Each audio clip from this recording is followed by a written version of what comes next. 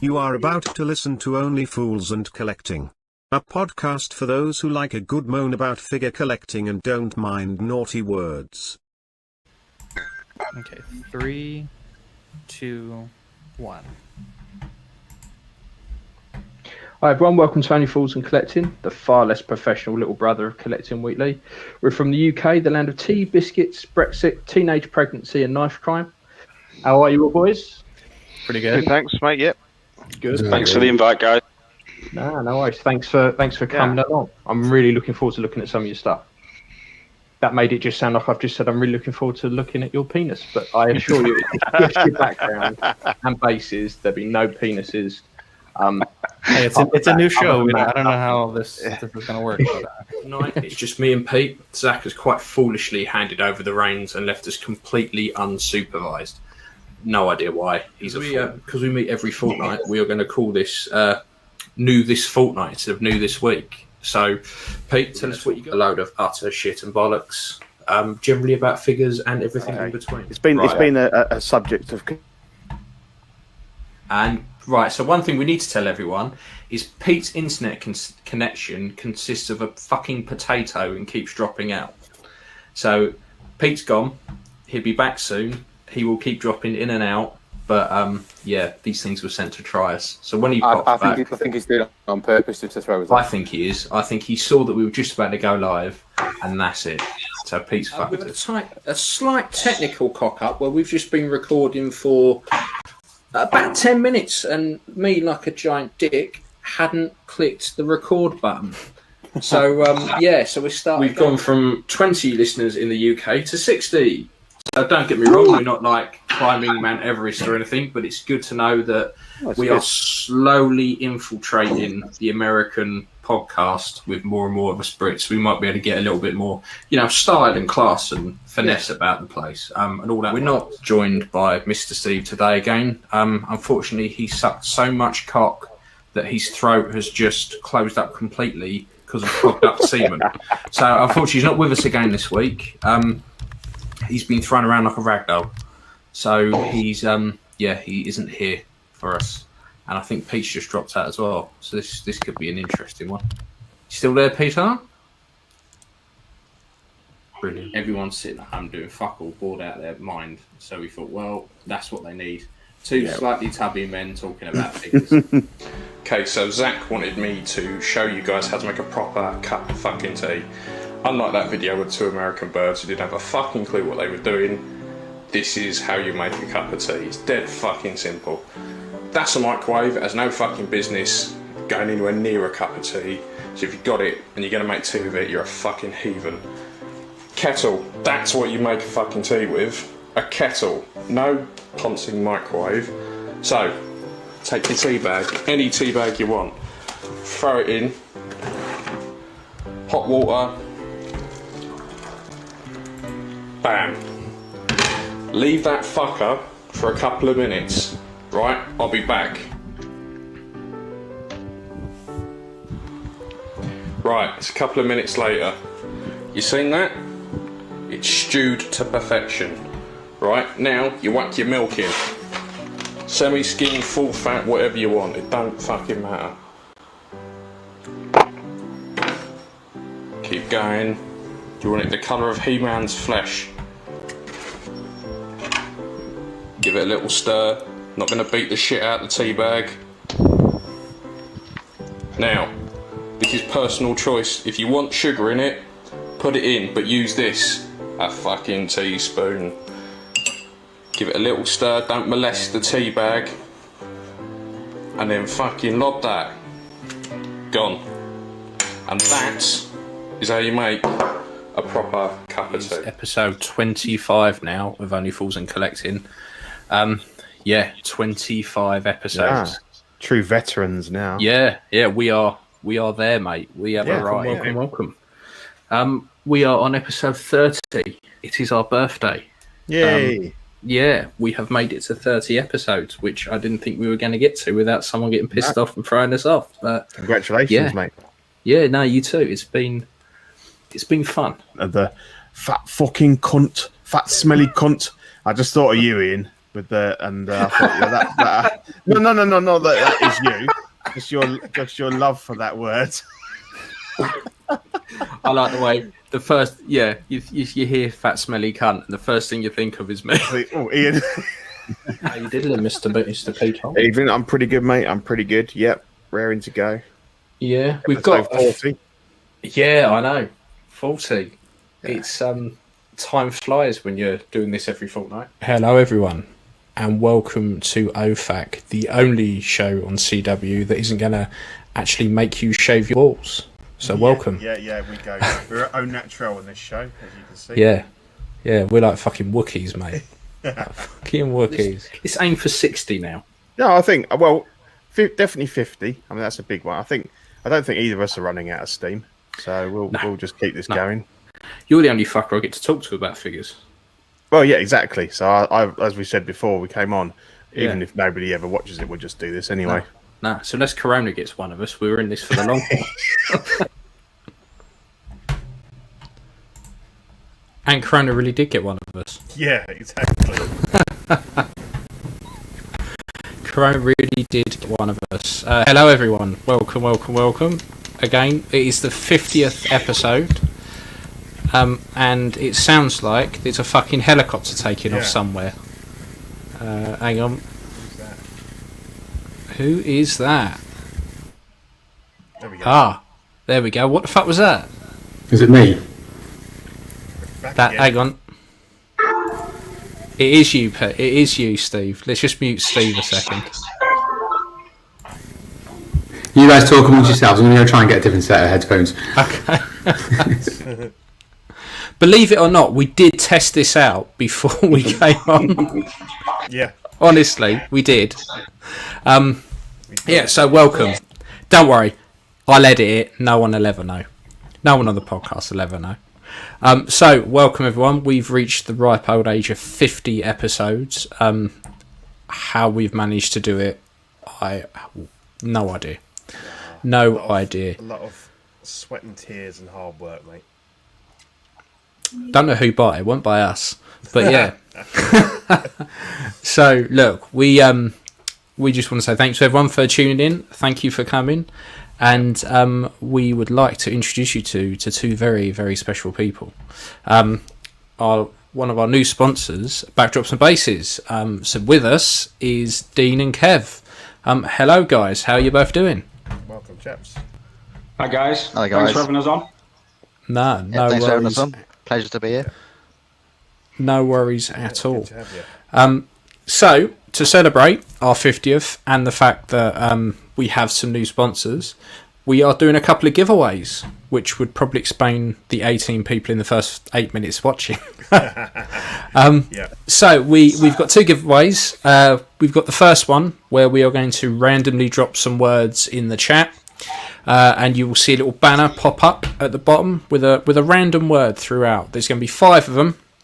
When we get to the end of the show, we're going to do a 30-second countdown, and the first person to put all 5 words in the chat will win a backdrop and a what's the name of the lightsaber there? CCFL lightsaber. That's it. That's the one. I keep getting them wrong. Qui-Gon Jinn Hill. Yeah.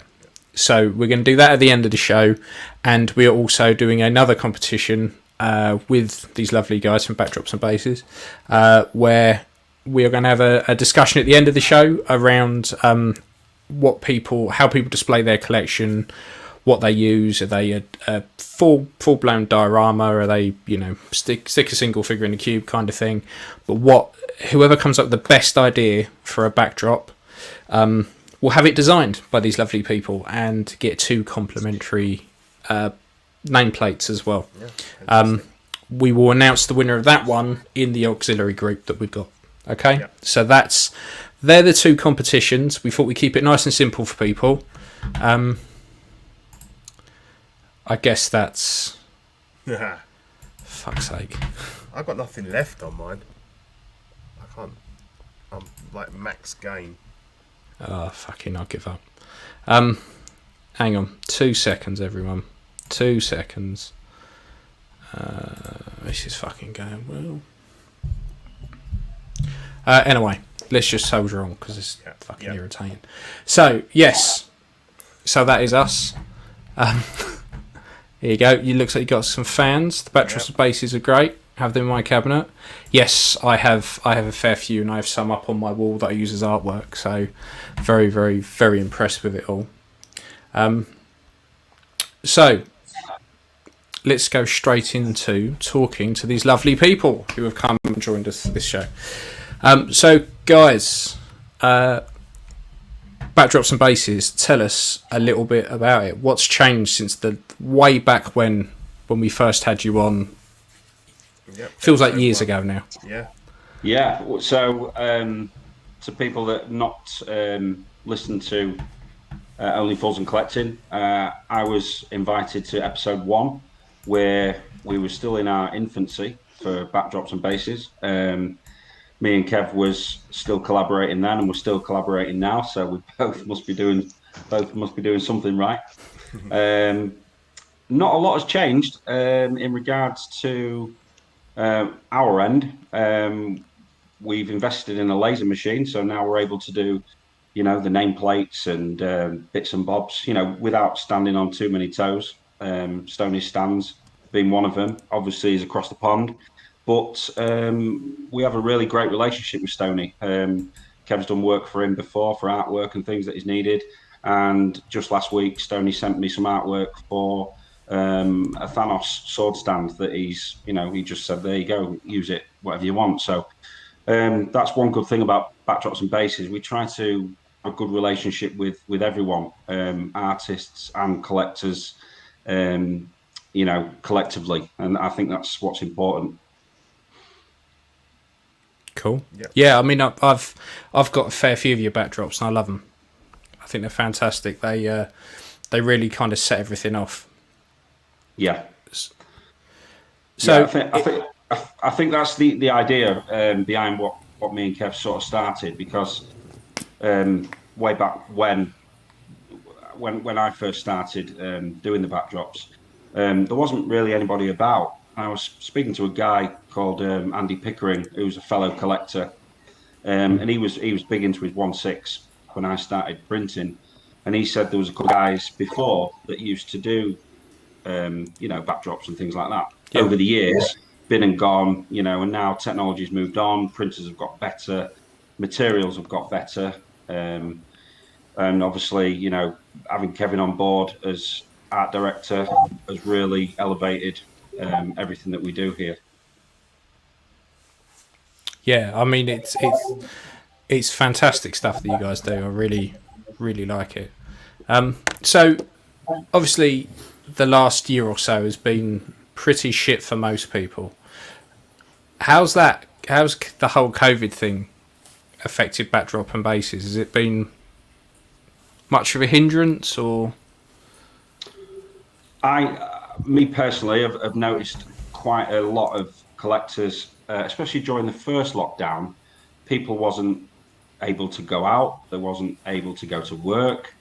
A lot of people was on furlough. A lot of people was on 80%, and a lot of people was, being paid to stay at home. So we found a big influx of orders coming in because people was just spending their money, because they didn't have anything else to spend it on.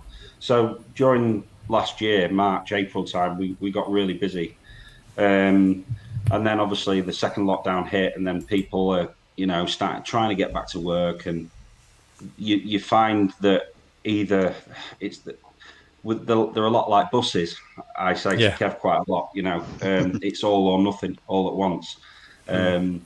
And obviously with the lockdown as well, we've had a few problems with the printer, and we haven't been able to go in and print as many as we'd like. And it's a little bit disheartening from my side, because I always try to work on a 2 to 3 week schedule where people would order, and then 2 to 3 weeks later they would get their orders. Obviously of late that's not really happened, and it's sort of resonated across the page, and I think gradually maybe orders have started to drop off a little bit, maybe through my own fault, through not updating people properly. I don't know about you guys, but my mental health has not been great over the past couple of months. trying to get back into work and trying to just cope with everything, But we're turning a corner. Lockdown's lifted now, and we're trying to get back on track with everything. But yeah, onwards and upwards, I think, from here. Yeah, it's starting to feel like things are slightly going back to normal, which is good. We got a question in the chat for you. Do you do stands as well? Well, because of the laser machine, we can do stands. When you say stands, obviously you'll have to elaborate a little bit more on that. But as regards to acrylic stands, no problem at all. Well, we don't do the little. Well, we've done them in the past, haven't we? We've done the little, like the oval ones, like the standard 1/6 ones, but they're not really our mainstay of stuff that we do.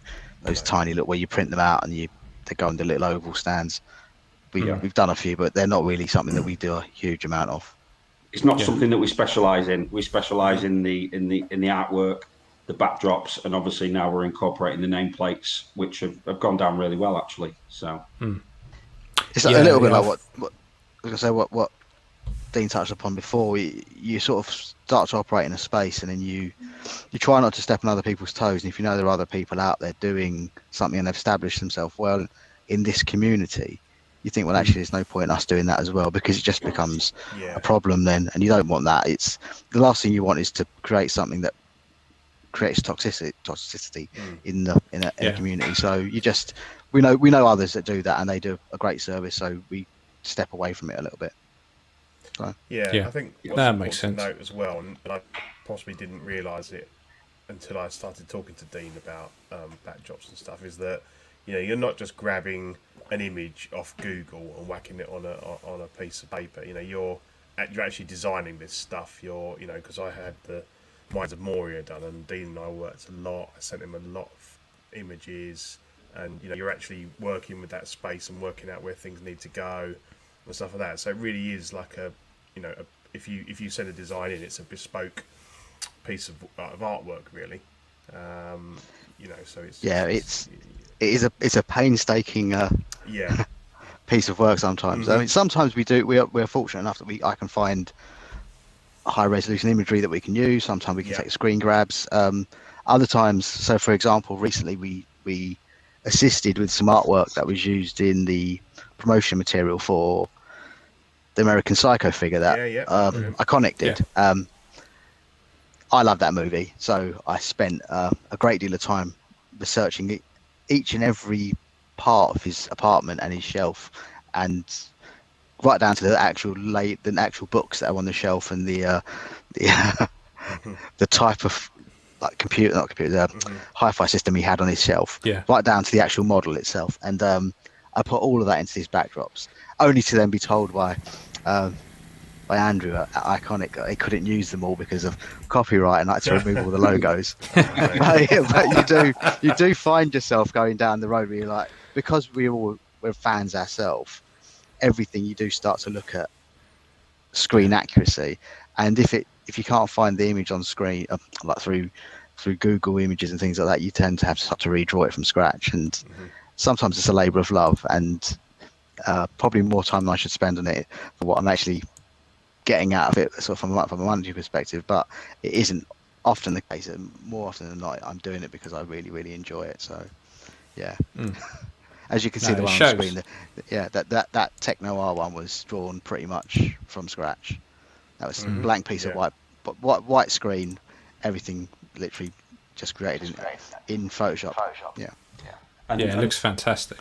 That's the type of service that we offer, and that's what kind of sets us apart from other people that are printing backdrops.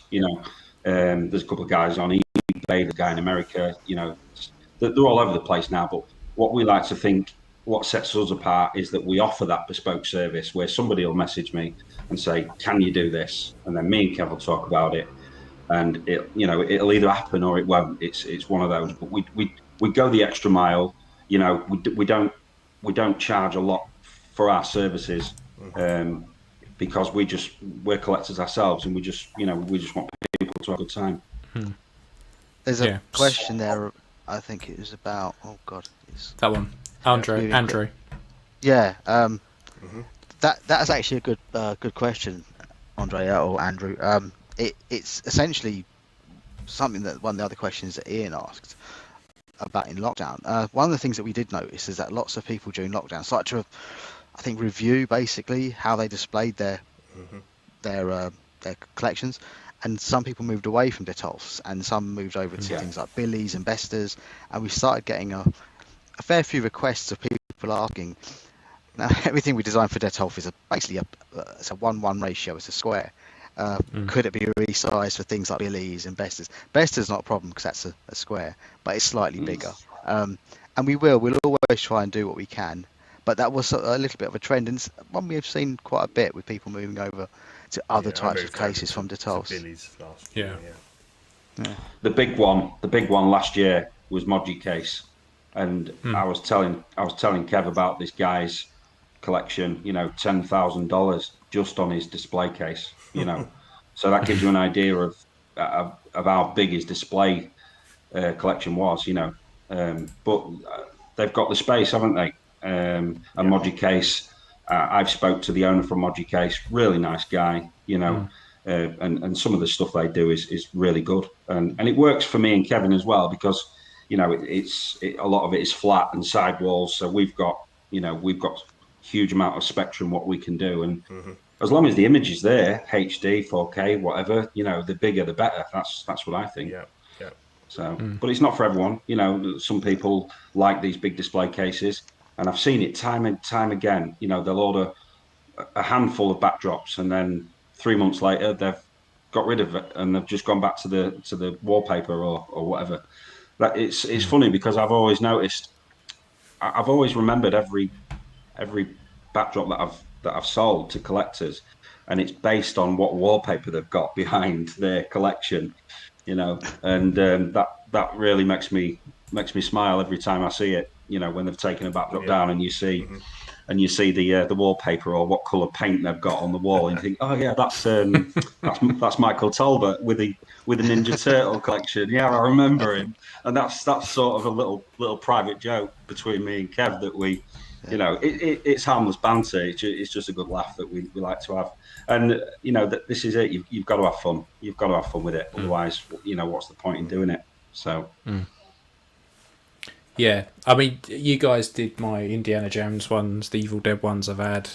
You've done loads, and like I say, I moved away from Detolfs and went for big Bestas, and I was like, and I'm a pain in the ass because I keep moving my shelves around, and I'm like, well, this could work for a bit, and I'm like, hang on, hold fire on that. I might want to just move this shelf down a bit, and it might be a little bit different. But you guys have always had the patience of saints with me with my moving of my shelves.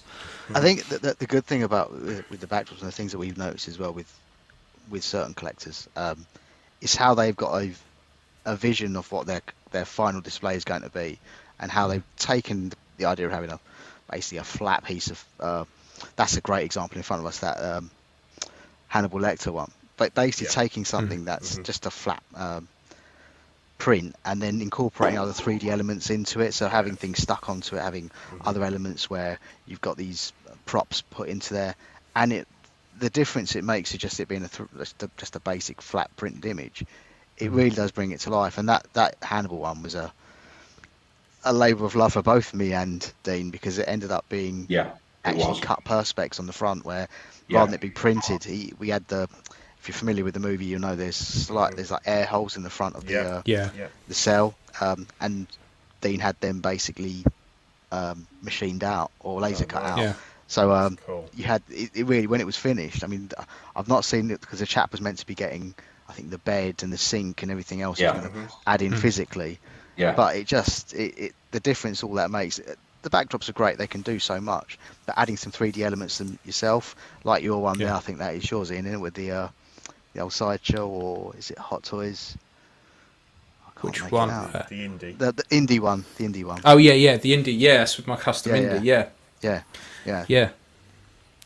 If you look at the Rogue One display next to the Boba Fett one, it's difficult to see where the backdrop is, but the backdrop is actually on that right hand side wall, and everything else is 3D element, and it just brings everything in together. Like Kev said, it's all right having a side wall and a base and a printed backdrop which almost looks 3D. If you look at the Joker display with the mirror, that is actually just a flat 3-wall display. The trickery is done by the shadowing. If you look across the bottom, the shadowing, and underneath that shelf there, it almost looks 3D, but it's. I assure you, it's all flat panels. Yeah. And that's the trick. What I liked that you did for me was with my indie that one there was it's got another print on the back with the idol on the plinth.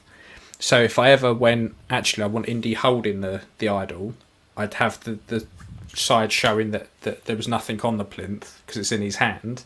Then any time I displayed it where he was doing something else, I'd flip the display round to the other side with the idol on the plinth. So there's loads of options you can do just with even a single backdrop. Yeah, absolutely. There was an amazing one you did a while ago, which was the Stan Lee in the comic shop, I think it was, with all the comics on the back row. Yeah. That was fantastic. That really did look like it was. It didn't look like it was a flat image at all. No, and again, we did that. We did quite a while ago, didn't we? That one. We did that, and it's funny you should say that, Steve, because that's shortly after Stan Lee's passing. We got quite a few orders for the comic book store, so that was really nice. But again, going back to the 3D element, you put him in a little director's chair and put a little pen in his hand, and then all of a sudden, the display comes to life. So it's really good. Yeah, there's loads, and particularly now with like 3D printing and stuff, it just makes it a lot easier to add things. Yeah. Like Look at the Dracula one. Which parts of that? Obviously, the speed with you guys. Is it the Dracula one. For those of you that don't know, Steve Webber at IC Customs designed and made the actual 3D elements of that. And the backdrop is literally the ceiling that you see above, which just brings everything together. And it just elevated the display 100%. I think that one is Todd Bentley's display. He has a lot done with Steve, and me and Kev have been collaborating with Steve Webber for quite a while now on projects that he's done. So, yeah. Yeah, I love that one. Cool. So let's have a look at some of the other slides as well and go through some of our favourites that we saw that we really liked. Yeah. So. Yeah. So there's Pete's Mines of Moria. I mean, that Turtles one is fantastic. Yeah, it's awesome, isn't it? Like, I absolutely love that one. I think that was Kev's labour of love. That one. Yeah, that took up. So it started with another collector, Steve Fisher. So Steve picked up one of these rack things. So the black fire escape. It's essentially a spice rack. So you can buy them in about £30 on like Amazon places like that. And you basically put your spices, you hang them in your kitchen, you put your spices on there. It's a great little idea. And then Steve put some figures on. It may have been turtles. And I thought, what would look better? It would if it actually was the back of a New York building. And that was that. And we basically thought, well, could we do it? And would it work as actually attaching it to it and putting this false rooftop, so as well you can't make it out on that image there, but at the top there's a false back to it that allows Splinter to stand at the top of the roof. So there were just little things that we kept adding to it, and at one point we were even considering doing a sewer as well, just below the surface. So watch this space. It looks fantastic. Yeah, it looks. That was probably my one of my favourites when I was going through the photos. So much so I was like, how much are turtles going to cost me? Because I'm a bastard like that. I see something I really like and go, that background's brilliant. Now I just need a figure to go with it. I'll go and have that display that Steve's done for who's it, Michael Talbot? That display is unreal. That sewer one. Yeah, it looks fantastic, doesn't it? I was actually talking to Steve about the Dio last week. We have a bit of a chat now and again, and he was saying that it's difficult for him to break into the 7-inch market because of how much the Dio costs and how much the figures cost in relation. It's difficult for him to break into that market. You know, because then you spend $30 on a figure, but you're not going to spend £800 on a diorama. You know, it's one of those, isn't it? You've got to get that fine line just about right, I think. There's already a few guys doing dios in that scale anyway, isn't there? Yeah, but even that scale of that dio, I think Steve was saying it was coming in at just under a metre. It doesn't look that big, but I think he said it was about 700, 800 mil by nearly 600 mil. So probably you'd get it just about in a double Besta maybe. So fantastic display. Loved it. Yeah. Examples here kind of show that the mix of having a diorama base with kind of enhanced with your backdrops and the sidewalls. Like with mine, the base and the tomb were designed by a guy called Sammy Maxwell, who makes fantastic dioramas. Mostly 1/12 scale. I think that when I asked him to do that, it was one of the first things he'd ever done in 6 scale. And obviously then I worked with Dean to kind of get the proportions right and the scaling right and everything. But again, like the one below it with the Tatooine scene, obviously somebody there's built a really cool kind of sand base. I assume that's probably the Jazz Inc. Yeah, it has to be, doesn't it? Land speed. It is. That's a guy called Eric Ruiz in America. Oh, yeah. And he's big into his Star Wars. I think the Ghostbusters is Eric's as well. He's big on his big displays. Just going back to Balin's tomb, what I really like about this display is that you've got the light right above Gimli, but it gives you the illusion that the light is coming from behind in the tunnel. Yeah, it just worked brilliantly. It looks so good. I never expected that, but as soon as I put it in with the lights on, I was like, oh my god, it looks like the lights actually come in from the back. And obviously I've got the rest of the Fellowship in there now, and you'll see a photo of that later, but this one was just to kind of show off the actual so I think that's where they work really well, when you've got that kind of mix of, like you were saying, like with the 3D elements and then you kind of you can just go off into the background with the pictures. It is getting more and more popular. You guys have probably noticed. You could probably count diorama builders on nearly 2 hands nowadays. You know, because there's a lot of people having a go at it. Some are good, some are reasonable, some are rubbish, but they're all. You know, the only guy that I really speak to is Steve at IC Customs, and you know, he was saying sometimes he'll do something, and then somebody like Rhino or T Customs will come up with something a little bit different, but kind of put their flip on it. And he kind of said sometimes, you know, it's a bit of a thorn in his side, but he said he'll never do Star Wars because Jazz has got that sort of covered. But he said he could, you know, if he wanted to. But his heart is in the DC and the Marvel world at the minute. So, but yeah, it's good to see the 3D elements with the backdrops. It looks really good. I think as well, with 3D printing coming along the way, it isn't so accessible to so many people now.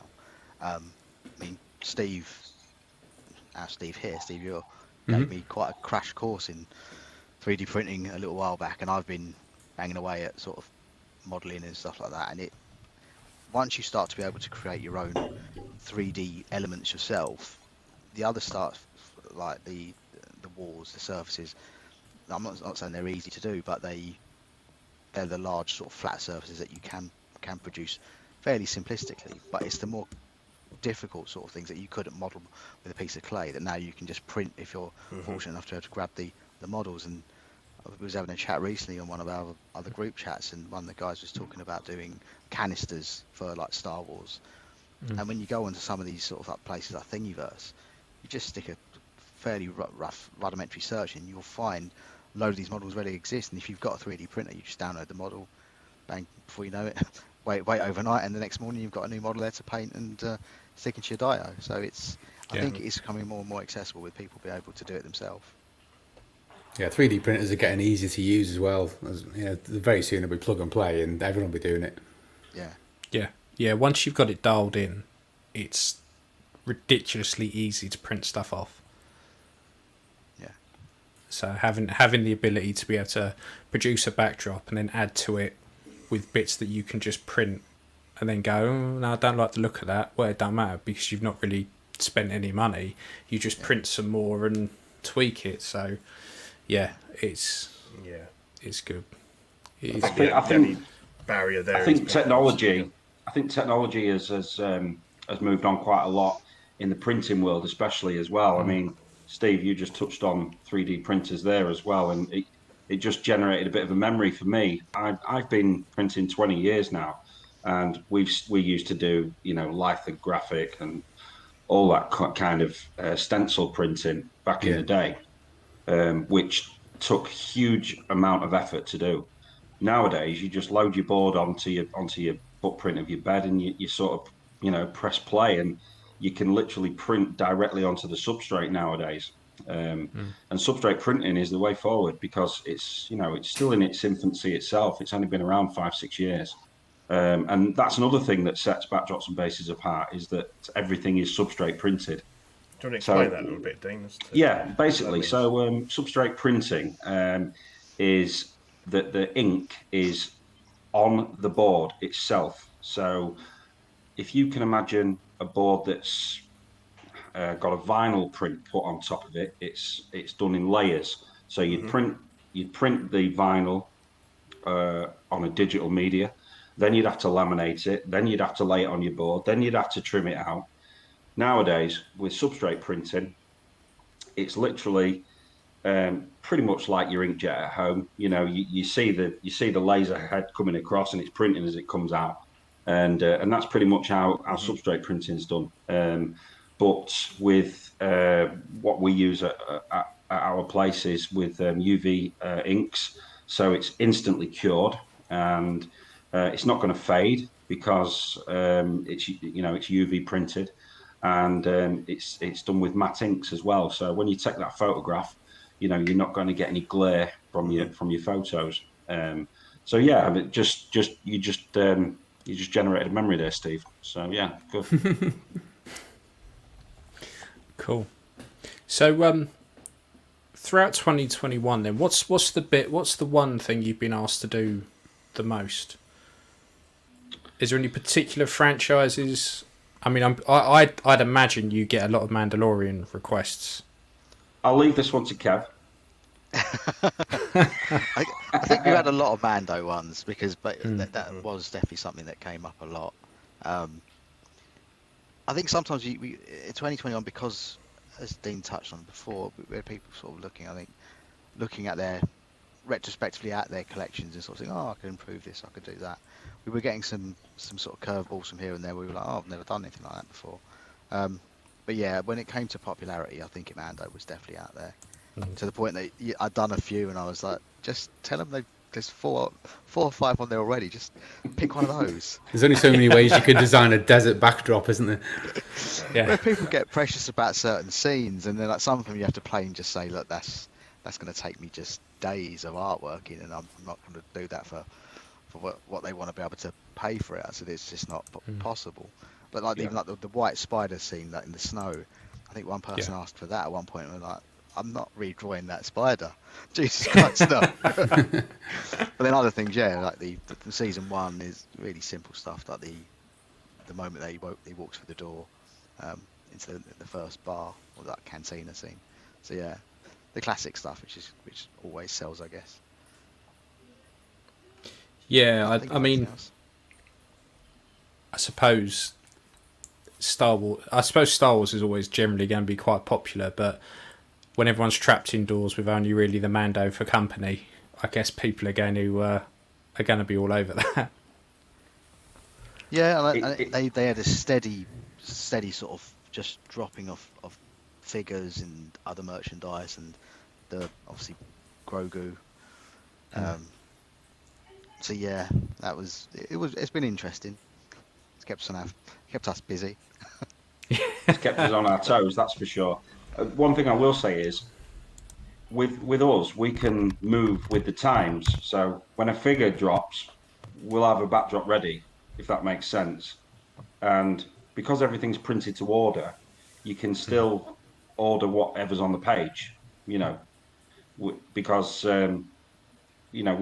when I print stuff, sometimes I print 2 or 3 of the same ones. So I've got some in stock.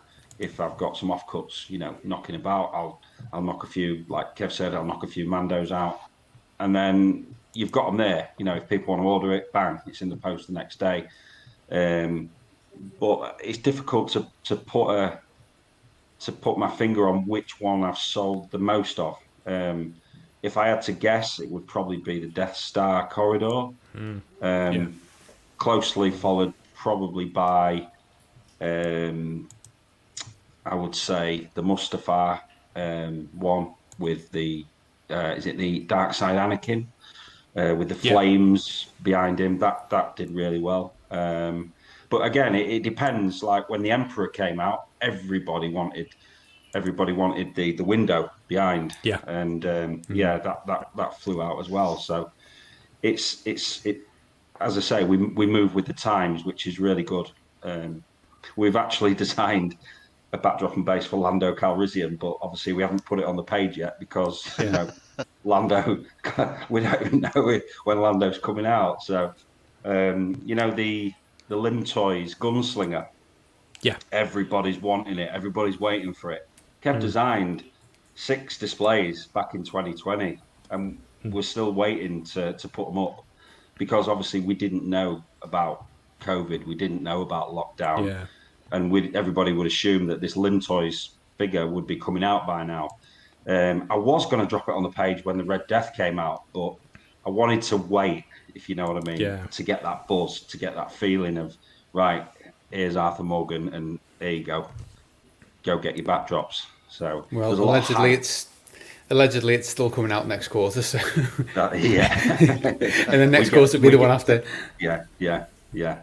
So I've been watching that one with bated breath, but yeah, I'm looking forward to the Lim Toys release, just so we can get some displays out there, and the ones we've got are really good. So. Yeah, I must admit, anytime I want anything, I go on your Facebook page and scroll through and go, yep, I want that, and I want that, and I want that. Sometimes we'll drop some curveballs on there, stuff like we'll drop Terminator stuff, or we'll drop Predator stuff, or, you know, just Kev will message me and go, oh, there's a backdrop there. I've just designed it in my dinner hour. And I just go, right, well, that's going up on the page. And, you know, it's not about selling the backdrop. It's about selling the idea of, you know, just getting people excited and, you know, and it's funny, you know, because even though we've been going, I don't know how long we've been going now, Kev, 3-4 years maybe. I still see posts on Facebook saying, does anybody know of anybody that does any backdrops? And I always think to myself that everybody has seen who you are and what you do, but that's not true, you know, because I have noticed that you should never assume that everybody's seen your work. So, you know, you've got to keep fresh. You've got to keep growing. Community as well. That's the thing. It's definitely grown in the. I mean, I've been knocking about in this community for probably almost 10 years now. And yeah, from the small group that I used to sort of share conversations with and images and things like that to what it is now, it's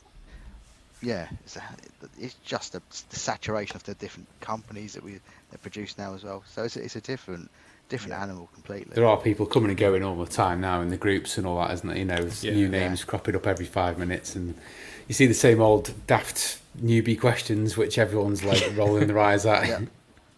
But has anyone ordered from Toys Wonderland? Literally every day. Has anyone heard of TNS or KG Hobbies? All those questions. Will I get custom charges? Do they mark low value? I mean, ship a box. The one recently was my Mando's got a rip in the cape. Is this normal? Oh, for fuck's sake. Like 20 times a day.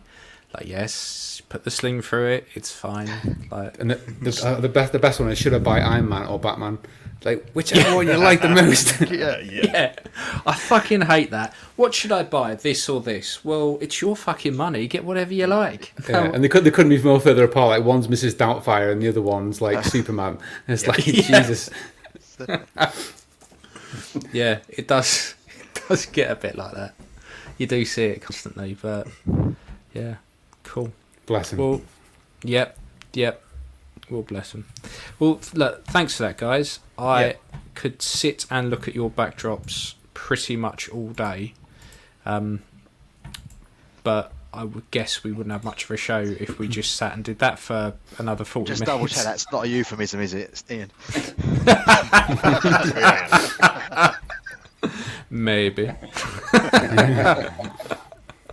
No, cool. Thanks for having us on. Really appreciate it. I love the show, and it gets me through the day. I've listened to all 49 episodes, and I've loved listening to you guys go on and on and on about stuff, and it just makes me smile. So it's really good to be on and be a sponsor and give back to the community.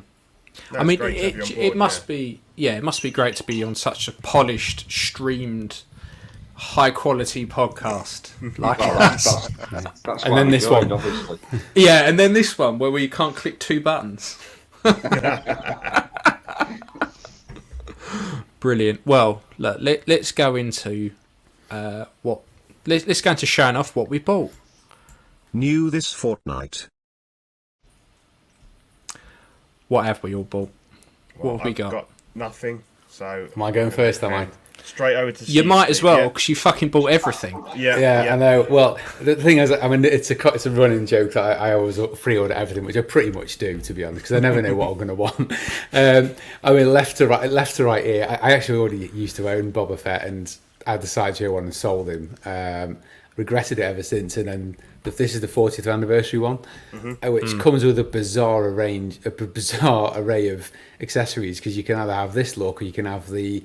Is the other look meant to be the one that was like the old Kenner toy? Is that what it's meant to be? It's like the pro. Yeah, it's one of the proto. Yeah. It's like a promo. Early look. Yeah, I thought it was. I kind of got out of the box. I was like, no, I don't want all that colourful stuff. I just want normal Boba. So I just dressed him as you see there. I'm like, there's a video on YouTube that shows like every look Boba Fett's ever had, and it's got all the all kind of the conceptual artwork and all of that. So you see like the helmet with the 2 eyelets, you see all the different looks that they were going to go with, and a lot of those accessories that kind of most people never take out the box are in there, and you go, oh, I know that, it's in my drawer and I don't fucking use it. So I have got a box of unused Boba Fett accessories now. of my own. So yeah, he came. I mean these all came in the last couple of weeks, to be honest. Batman Beyond, I've actually had a little bit longer, but I only just unpacked him the other day. Everyone who knows me knows I'm a massive Arkham game nuts, and I've got, it must be 30 plus Arkham figures, most of them customs, but I kind of have to buy everything that comes out to do with the Arkham games. And he's in a weird pose, because that's actually the pose he's in when he's in the cabinet. I just literally wrenched him out and put him in there. But it's a different type of Batman. I've never really been a massive fan of the Beyond suit, but this one does look pretty cool. So it's beefy as fuck, doesn't it? Yeah, it's nice to hold as well. It's a good figure in hand and that. Have you pre-ordered that Beast of the XE suit?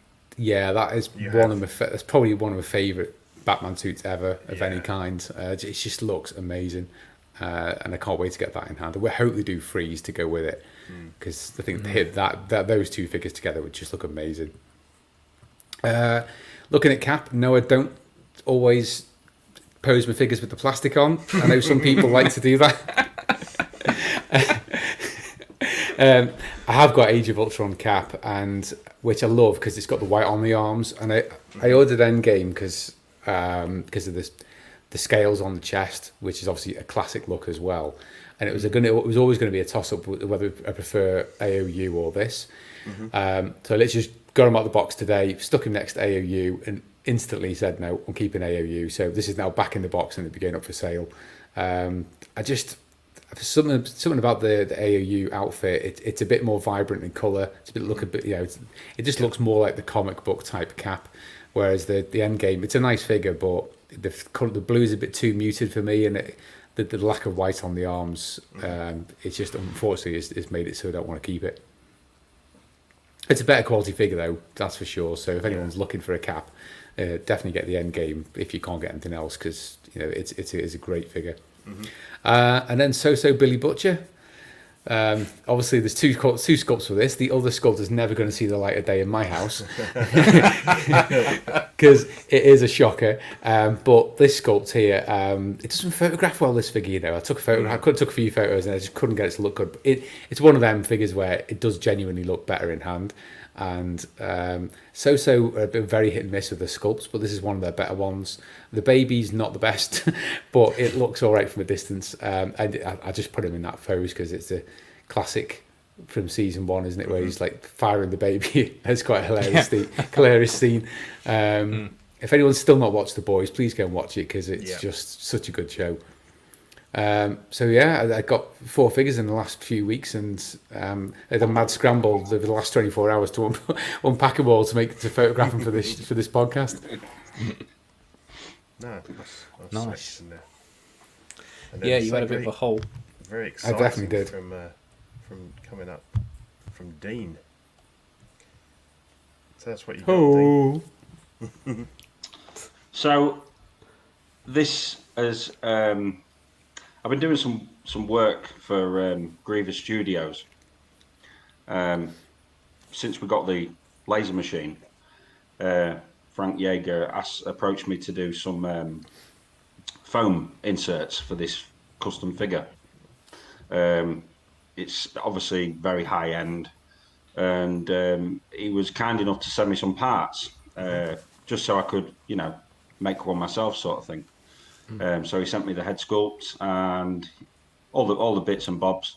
The suit that you see there is by Gee Whiz, and I think they're charging $350 for the suit. So we're going to have to look somewhere else for the suit. The face and body is actually based on an M35, but the skin, or silicon, if you like, has been taken off and reapplied with dyed silicon in a new mold. So, as you all know, it's quite difficult to dye the face and bodies, but on this particular figure, it's had a new molding put on with the actual dyed silicon. And I think that's another $200 for that. So that sounds expensive. Yeah. So this is, I think there's 10 that he had in production. But as I say, I think he was working on the sculpt with Sean. Is it Sean Dabbs? And I think there's a company that might have bought the license for these. Could be Star Ace, I'm not too sure. But there is something in the pipeline coming out. As I say, I was able to get a few bits and bobs. I'll just show you here. I don't know if you can see that. Oh, nice. So that's the Lino head sculpt, as you can see there. That looks really good. Yeah, it should paint quite well. I mean, here you've got the little dagger, and you've got the claw. So nice. Yeah, it's all coming together. The little dagger. And this is a good. I know. The respect it requires. The sword of Omen. Thank you very much. Sorry. Sorry. The little dagger thing. Rose above your dagger. head. It's a hoe now. Oh no! Please don't let me do that.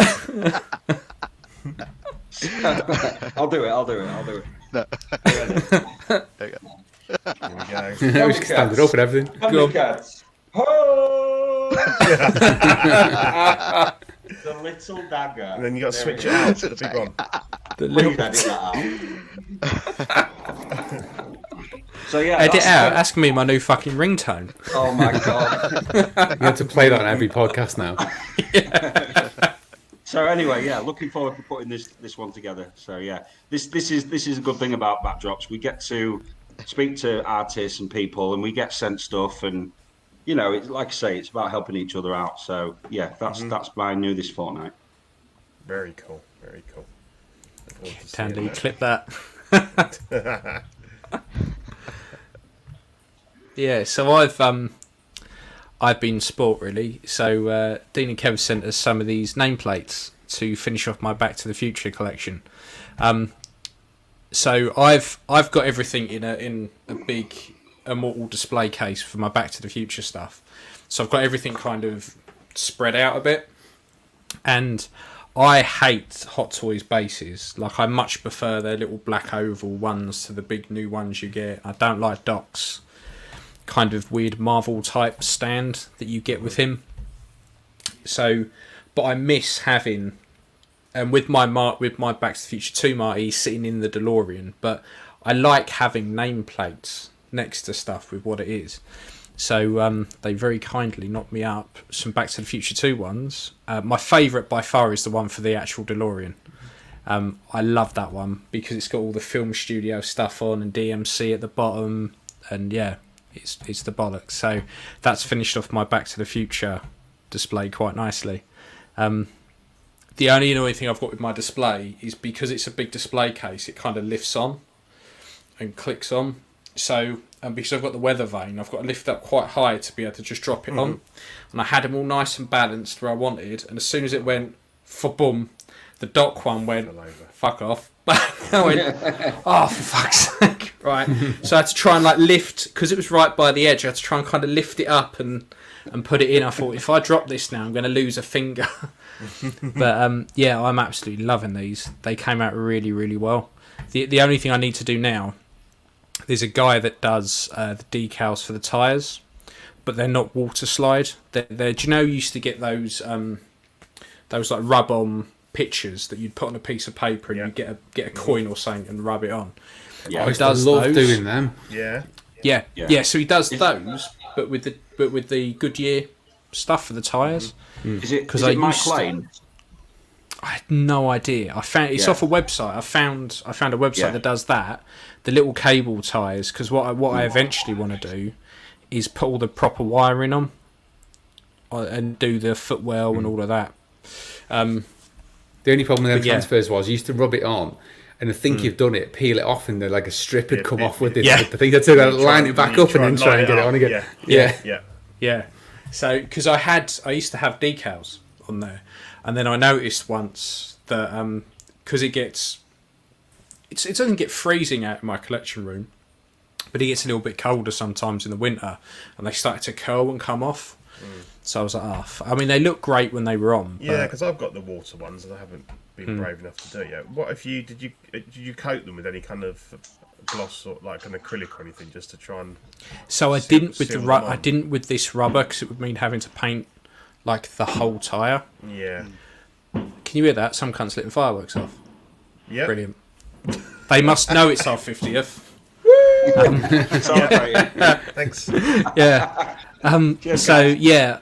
yeah, thanks. So I didn't put anything over the top. Yeah, I lag.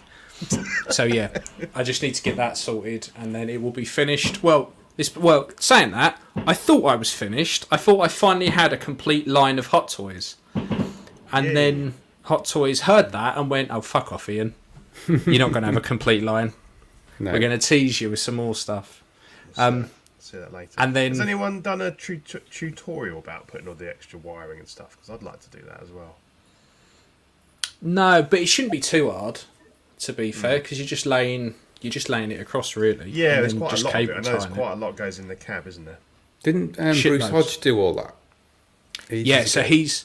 So I got that's who I got the weather vane off. He did a run of another like 7 or 8 of them.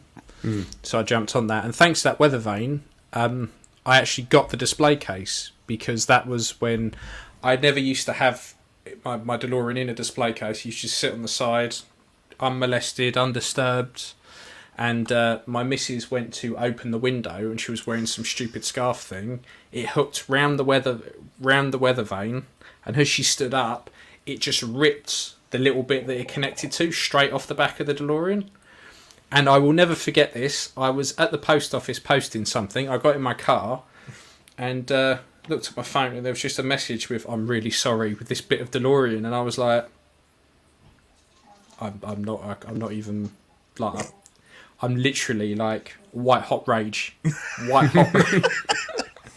I came home and I thought, okay, I can fixed it, and I was like, right, I'm ordering a display case. She goes, "Oh, how much is that going to cost?" I went, no, doesn't matter. You know you're not allowed in there. No. So that got me a display case.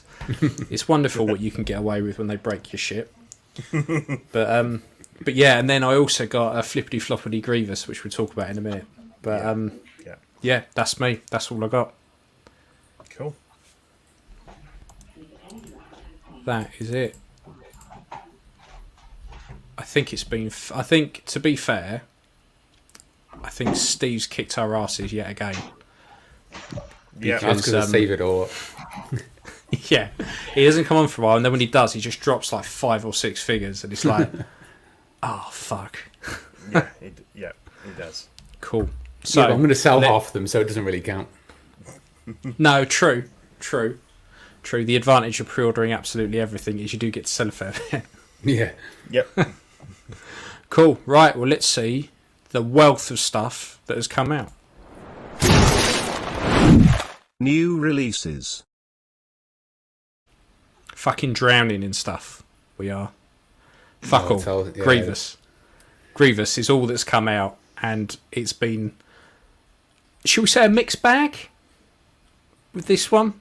You tell us, mate. So, yeah. So I got this today. It turned up like 3 hours ago, and from yesterday, I think I was just looking on the Facebook groups, and yeah, it wasn't good at all. People were saying loose limbs, paint shit, bits are flaking off it. It's no different than the original release, and I was thinking, oh fuck, because with import fees, it came in at $290, and I was like, that's a fucking lot of money. That's a lot of money, and I don't really want it to be shit. And luckily, when I opened mine, it was still pretty shit. So if you take the arms away, it's fucking fantastic. It does everything you want it to. But yeah, the arms are pretty... Well, they're not... I don't want to be too harsh, because I've got it up there sprayed out. So it's not like it's... like it can't hold its arms up. Mm-hmm. It can. The only problem is, because of the weird ratchety style system that they've used, and it's quite soft plastic, I can see in time it's going to go loose again, or they're just going to snap.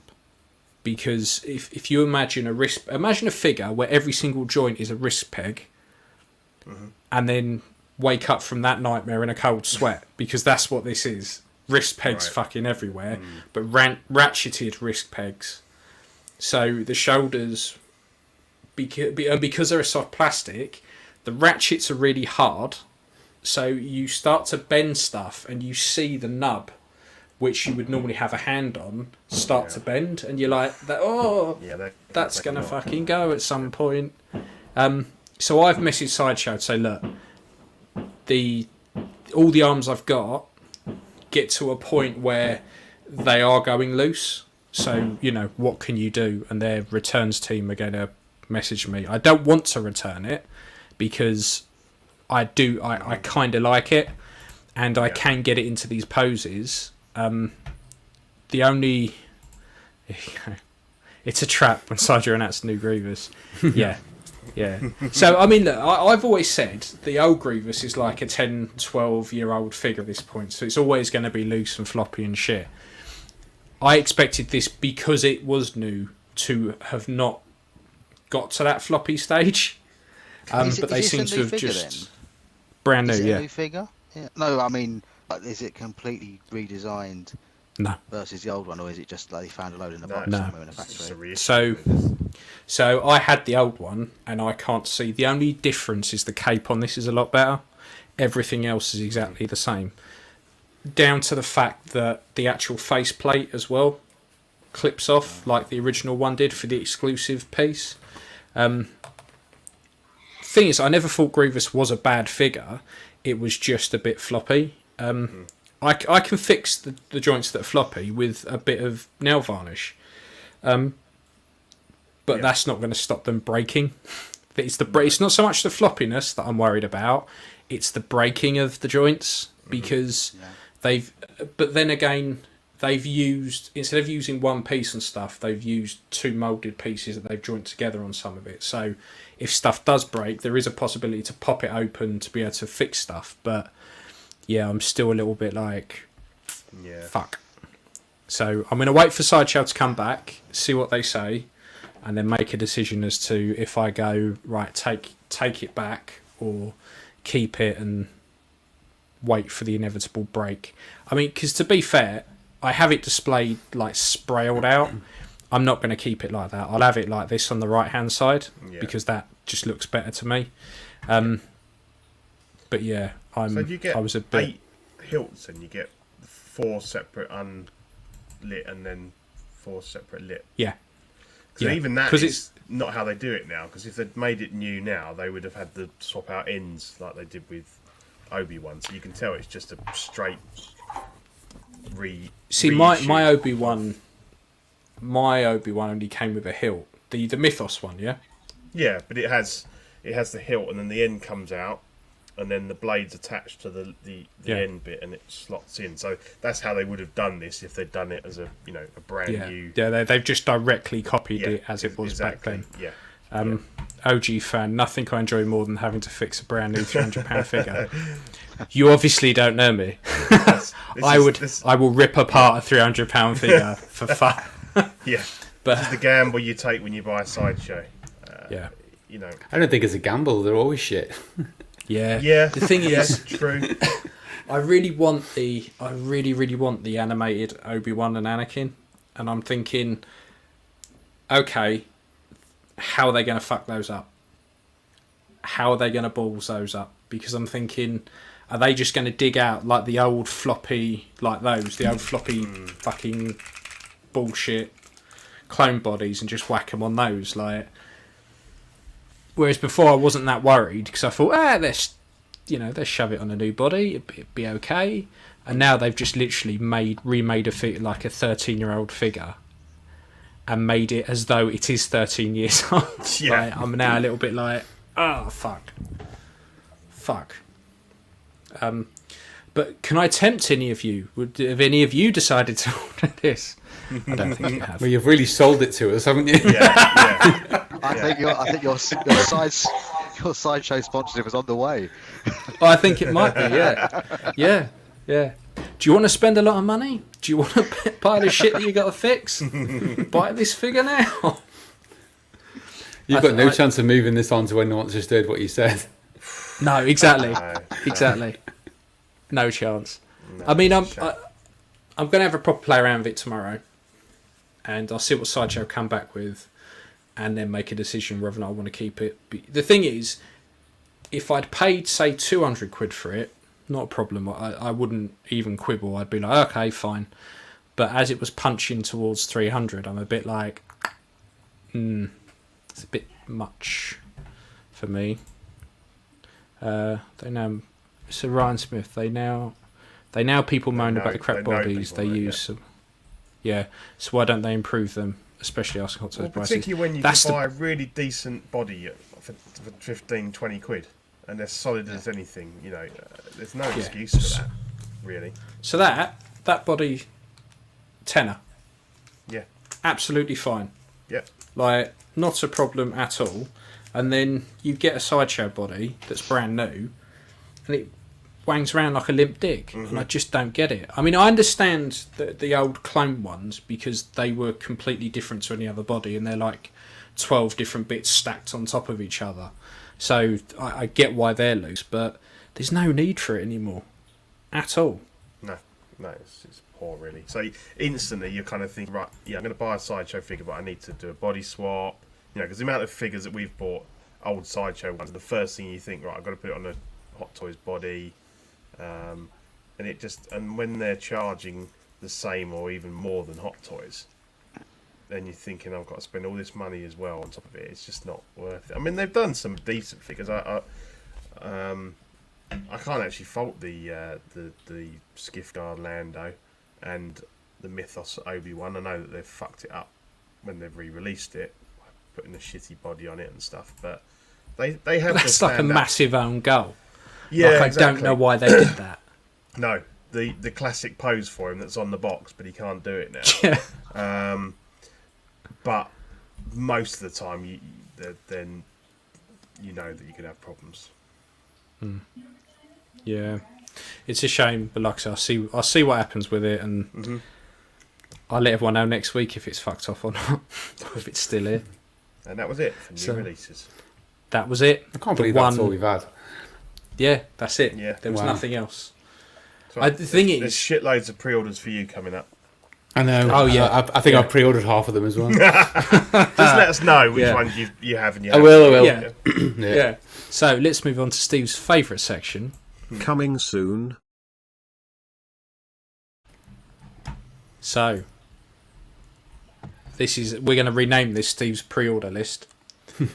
So SSR have previewed a Invincible Omni-Man for £222 at Q4 2021. I want it. It looks great. I've not even seen the show and I want it. It's a good show. It's amazing.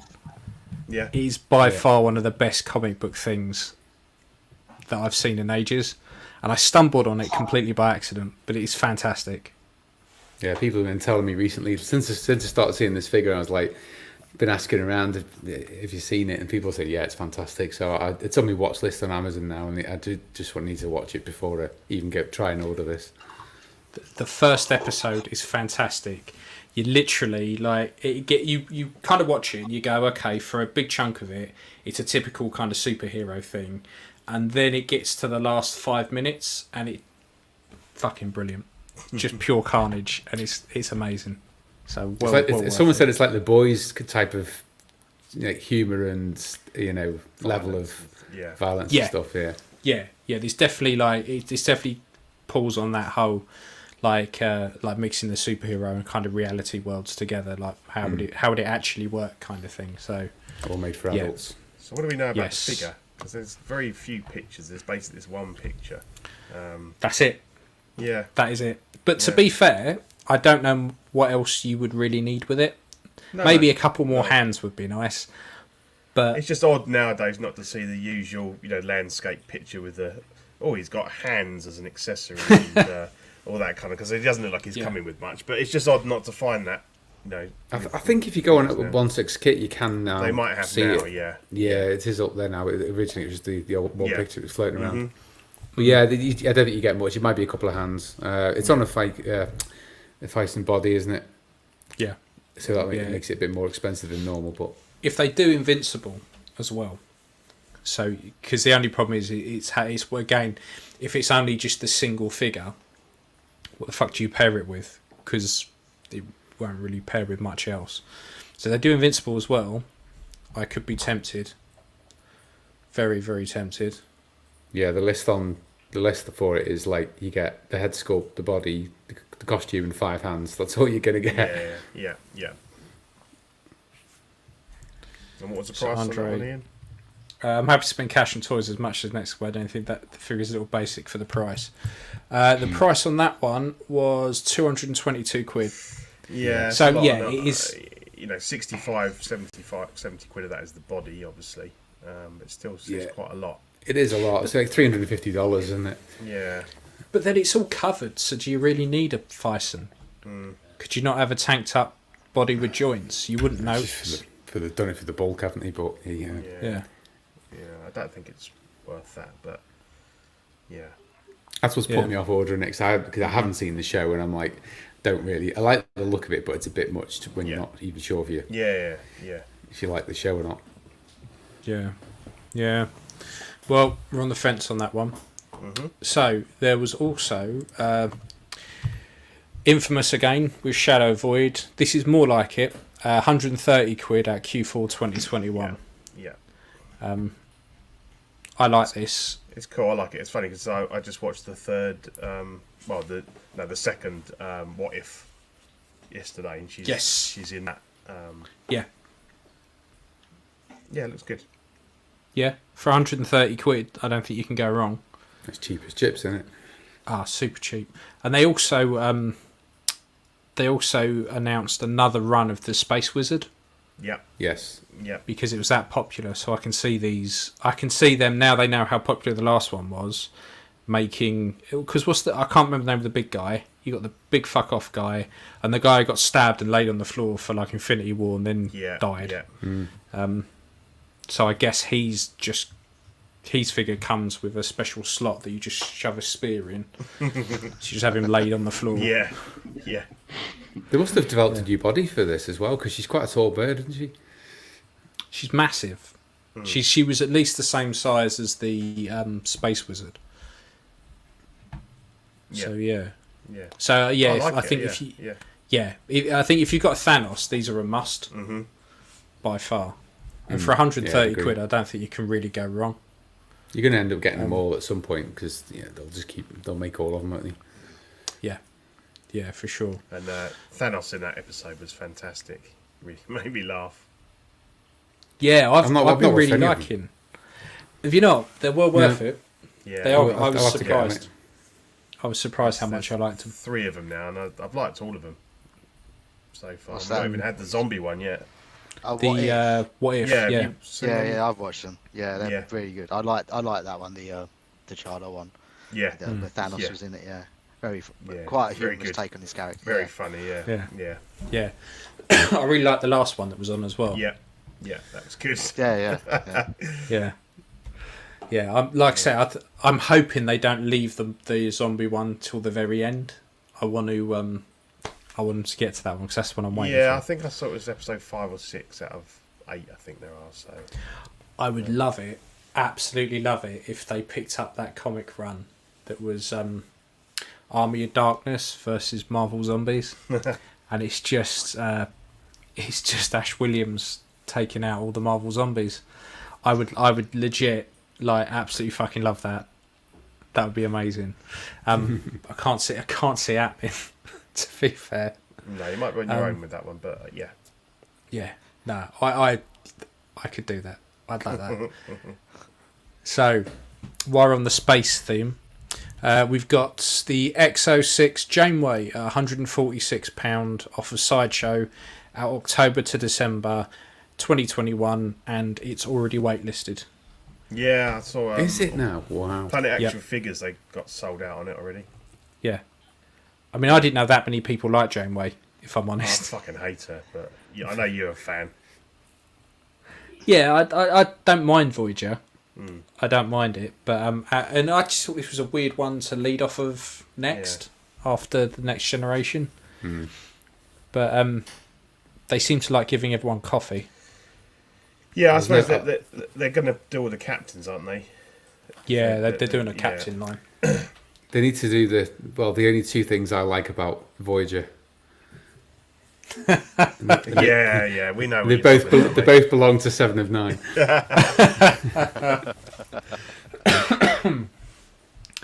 I think these come across quite cheap as well.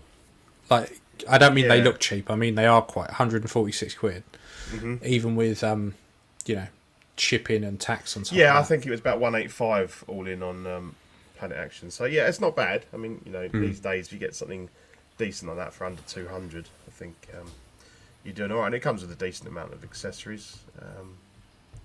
I'm kicking myself. I didn't get the data. Yeah, that's I should have jumped on that. Is that sold out everywhere now then? Yep. It was in my shop. It was in my basket and everything. Do you think they're doing these are quite small runs for these figures? Well, the fact that it was waitlisted pretty much straight away, I reckon they are. Yeah, they've got to be fairly small numbers. It's either that or everyone's so starved for Star Trek figures that the moment they come up, people jump on them. I can't see it. Janeway's not a hugely popular captain, is she? So it's got to be a smaller run. They might have only knocked out 500,000, something like that. So yeah. I mean, the head looks it's weird because the close-up photos, the head looks kind of too big, or the neck looks too small. But the picture you see her there holding her coffee, ordering 2 licks to die, that's all in proportion. I get that. It's a weird head sculpt. Like the one on the left, I don't think looks anything like her. No. On the right, both the pictures on the right-hand side, I think look pretty good. So I think it's going to be one of those ones that as soon as you get some slightly dodgy lighting hit it, it's not going to come across too well. Yeah. They could actually reuse it to make a Scully figure from the X-Files. Yeah, exactly. They could do. Yeah. Definitely got a haircut from like the first series. Yeah. Yeah, not sure on that one, but I think it's a good line, and I'm looking forward to seeing what comes next. I'd like a Cisco. because they did show. They have shown that already in a teaser. Yeah, so I think that might be really well. Yeah, I think that might be the next one. Yeah, that'd be good. Cool. So, and then we had Wincy Studios at it again with Bob Marley for £151 at Q4 2021. It's not for me, but people like singer figures and musicians. Just not for me. Yeah, I think the sculpt looks really good, and I like the stage that they give you. Yeah. I mean, I say I don't like musicians, but they give me a Tenacious D double pack, and I'm there. Yeah, that'd be cool. How small will those plectrums be? Are they 1/1 scale? Oh, yeah. I know. I thought that because I remember I opened up my old lady flying Leia, and she has that communication tracker thing, and I remember getting it out, and it was tiny. It was like that, like a gnat's cock. And I remember putting it on the side, taking the rest of the figure out, and turning around and going, "Well, that's fucking gone forever." Oh, so that's no idea. It did have it, and you lost it. Yeah, I was like, but because it's so small, it was still in the packet and everything. I kind of put it on the side, turned around, and went, "Oh fuck, oh bollocks! No chance of ever finding it again." So I guarantee that's going to happen with these, with the little pics. Is someone's just going to take them out and go, "Fuck, they're gone." Yeah. But I think, do you get 3 heads with it, or was it just 2? It's 2. Yeah, I think it's 2. Yeah. Just the 2. And I assume those dreads are plastic. Yeah, I mean, I'd imagine that they're posable. Like, they'd have to be like that rubbery, bendy. Yeah. Bendy material. Otherwise, you'd be fucked, wouldn't you? It's a big old lump of plastic, yeah. But the guitar looks really good. Yeah. I mean, Wincy Mic Studios, stand and everything stuff. they've done's pretty good. Mhm. I've not seen anything that doesn't look like who it's meant to be. Yeah. Andres Yeah, has got the that's always Freddy. good. Yeah. Yeah. Cool. But So, no takers for this one. no takers for that. Not no. from us. I've not ordered anything yet. No, you might- nothing there you yet, go. no. There you go. So, 3-0 are flogging a dead horse here with Rick Grimes Series 1, and is that what series is Carol? Was that 5 or? Looks like quite a late one, maybe. Yeah, I think it is. 9, 10. Yeah, so 3-0 dredging They all start the. wearing the weird BMX like armor and stuff that just. Oh for no yeah, from the reason series whatsoever. where they all went to the skate park. Yeah, that's I the one. remember Yeah, that one. yeah. Yeah, Because they ran out of ideas. Yeah. This was such a They weird ran out of one for me. ideas in season 3, Steve. Come on. They did. Yeah. I stopped watching about 7 or 8. I think. I had a conversation with my missus today, and we were talking about zombie apocalypse. And I said, "Do you know what? Having watched Walking Dead, I think I just let them kill me because it's just so boring." But I'm just committed now. You just got to keep watching, but it just doesn't go anywhere. The thing that fucked me off. Are they on now then? 10. Is it 10? It's the last one, isn't it? Yeah. Mm-hmm. And it doesn't look like they're going to find like this magical utopia where they've actually got a cure and all that. It's just going to end on probably all dying. I think they've made it clear they're never going to explain what's caused it and how they're going to fix it or anything. I think it's. I think his figures look good. To be honest, I think they've done quite a good job on the figures. But I mean, who wants to buy season 1 Rick now? I don't know. The Carol looks really good. The head sculpt looks brilliant. Yeah, Yeah, I think Carol so. looks better, I think. And she's a cool character. She's quite badass. I think the Rick sculpts could have been better. I might have ordered if it was looked really, really good. I probably would have ordered it, but I don't know. It's not quite good enough. No. I just think, like, if we go back, say, 5-6 years, every fucker had this clothing set and a Rick sculpt. I mean, Damn Toys released that blank body with the Rick and Daryl sculpts, and that's all anyone wanted for months. Like, I think at this point, if you're a Walking Dead fan, you've got this already. Yeah. Like, it just seems a bit of a random one to be chucking out. I kind of get Carol because there's nothing quite like it, but I just like we said before, I don't figures for TV programs tend to they really show their age after a while. Yeah. And I think if you go back and do something like a Series 1 rig, I can't see that many people going to want it, or the people that would want it have already kit bashed one and it's been sitting in their collection for years on end. No, absolutely. I did actually have this clothing set that was out years ago. Never even got it out of the box and sold it on. I did. I had Walter White once and sold it on. You're right, they kind of over time and then they move up. The only one that's different is The Mandalorian. It's probably the only TV show where people buy it and they'll probably will keep it. Yeah, I think the thing is obviously with movies that we watch over and over again, they're a much shorter medium, so you can kind of watch them over again. Whereas it's unlikely, it's very seldom that you actually go back and watch a very long running TV show again. It's too much of a commitment, so I think they tend to kind of go out of your psyche a bit. That's true.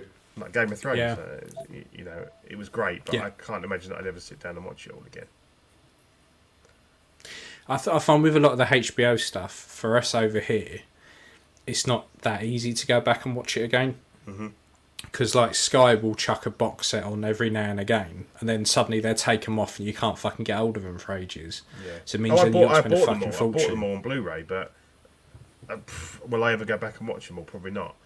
So and obviously that series kind of tailed off in not so good ways, and I think with Walking Dead as well. I'm kind of done with it, but. The only TV series characters I've got now are probably Picard and the Mandalorian. That's the only two I've got. Yeah, as you said, Mando kind of transcends it, I think, because in a way it's almost like a movie. It's got the production values and the quality of a Star Wars movie, just split up into episodic installments. And it's part of that franchise, that part Correct. That wider universe as well, which I think probably helps sell it. Yeah. Yeah, it fits in so seamlessly that it's kind of, definitely. Mando's king of nostalgia. So all and I think that's a big part of it is that actually, because when we look at like the figures that come out from the Mando, they're all figures that you can use in other displays as well, and other, like we said with the Scout Trooper, like I can chuck that in my Return of the Jedi display, and no one's going to turn around and go, "That's the wrong Mando." That's the wrong Scout Trooper. You can't have that in there. Like because it's a fucking Scout Trooper. Some fucking boring cunt will. Most people are going to walk in and go, "It's a Scout Trooper." Like they're not going, "That's the wrong mud. It should be more green." I guarantee if you put that picture on, let your geek side show, you'll definitely get that comment. Mate. Yeah. Oh, but they're just they're a bunch of cunts, anyway. They're king of the what figure should I fucking buy posts. Like Jesus. So not these two. No, that's a no from us. We haven't found a lot that we actually like so far. Have you pre-ordered any yet, Steve? No. I'm really disappointed.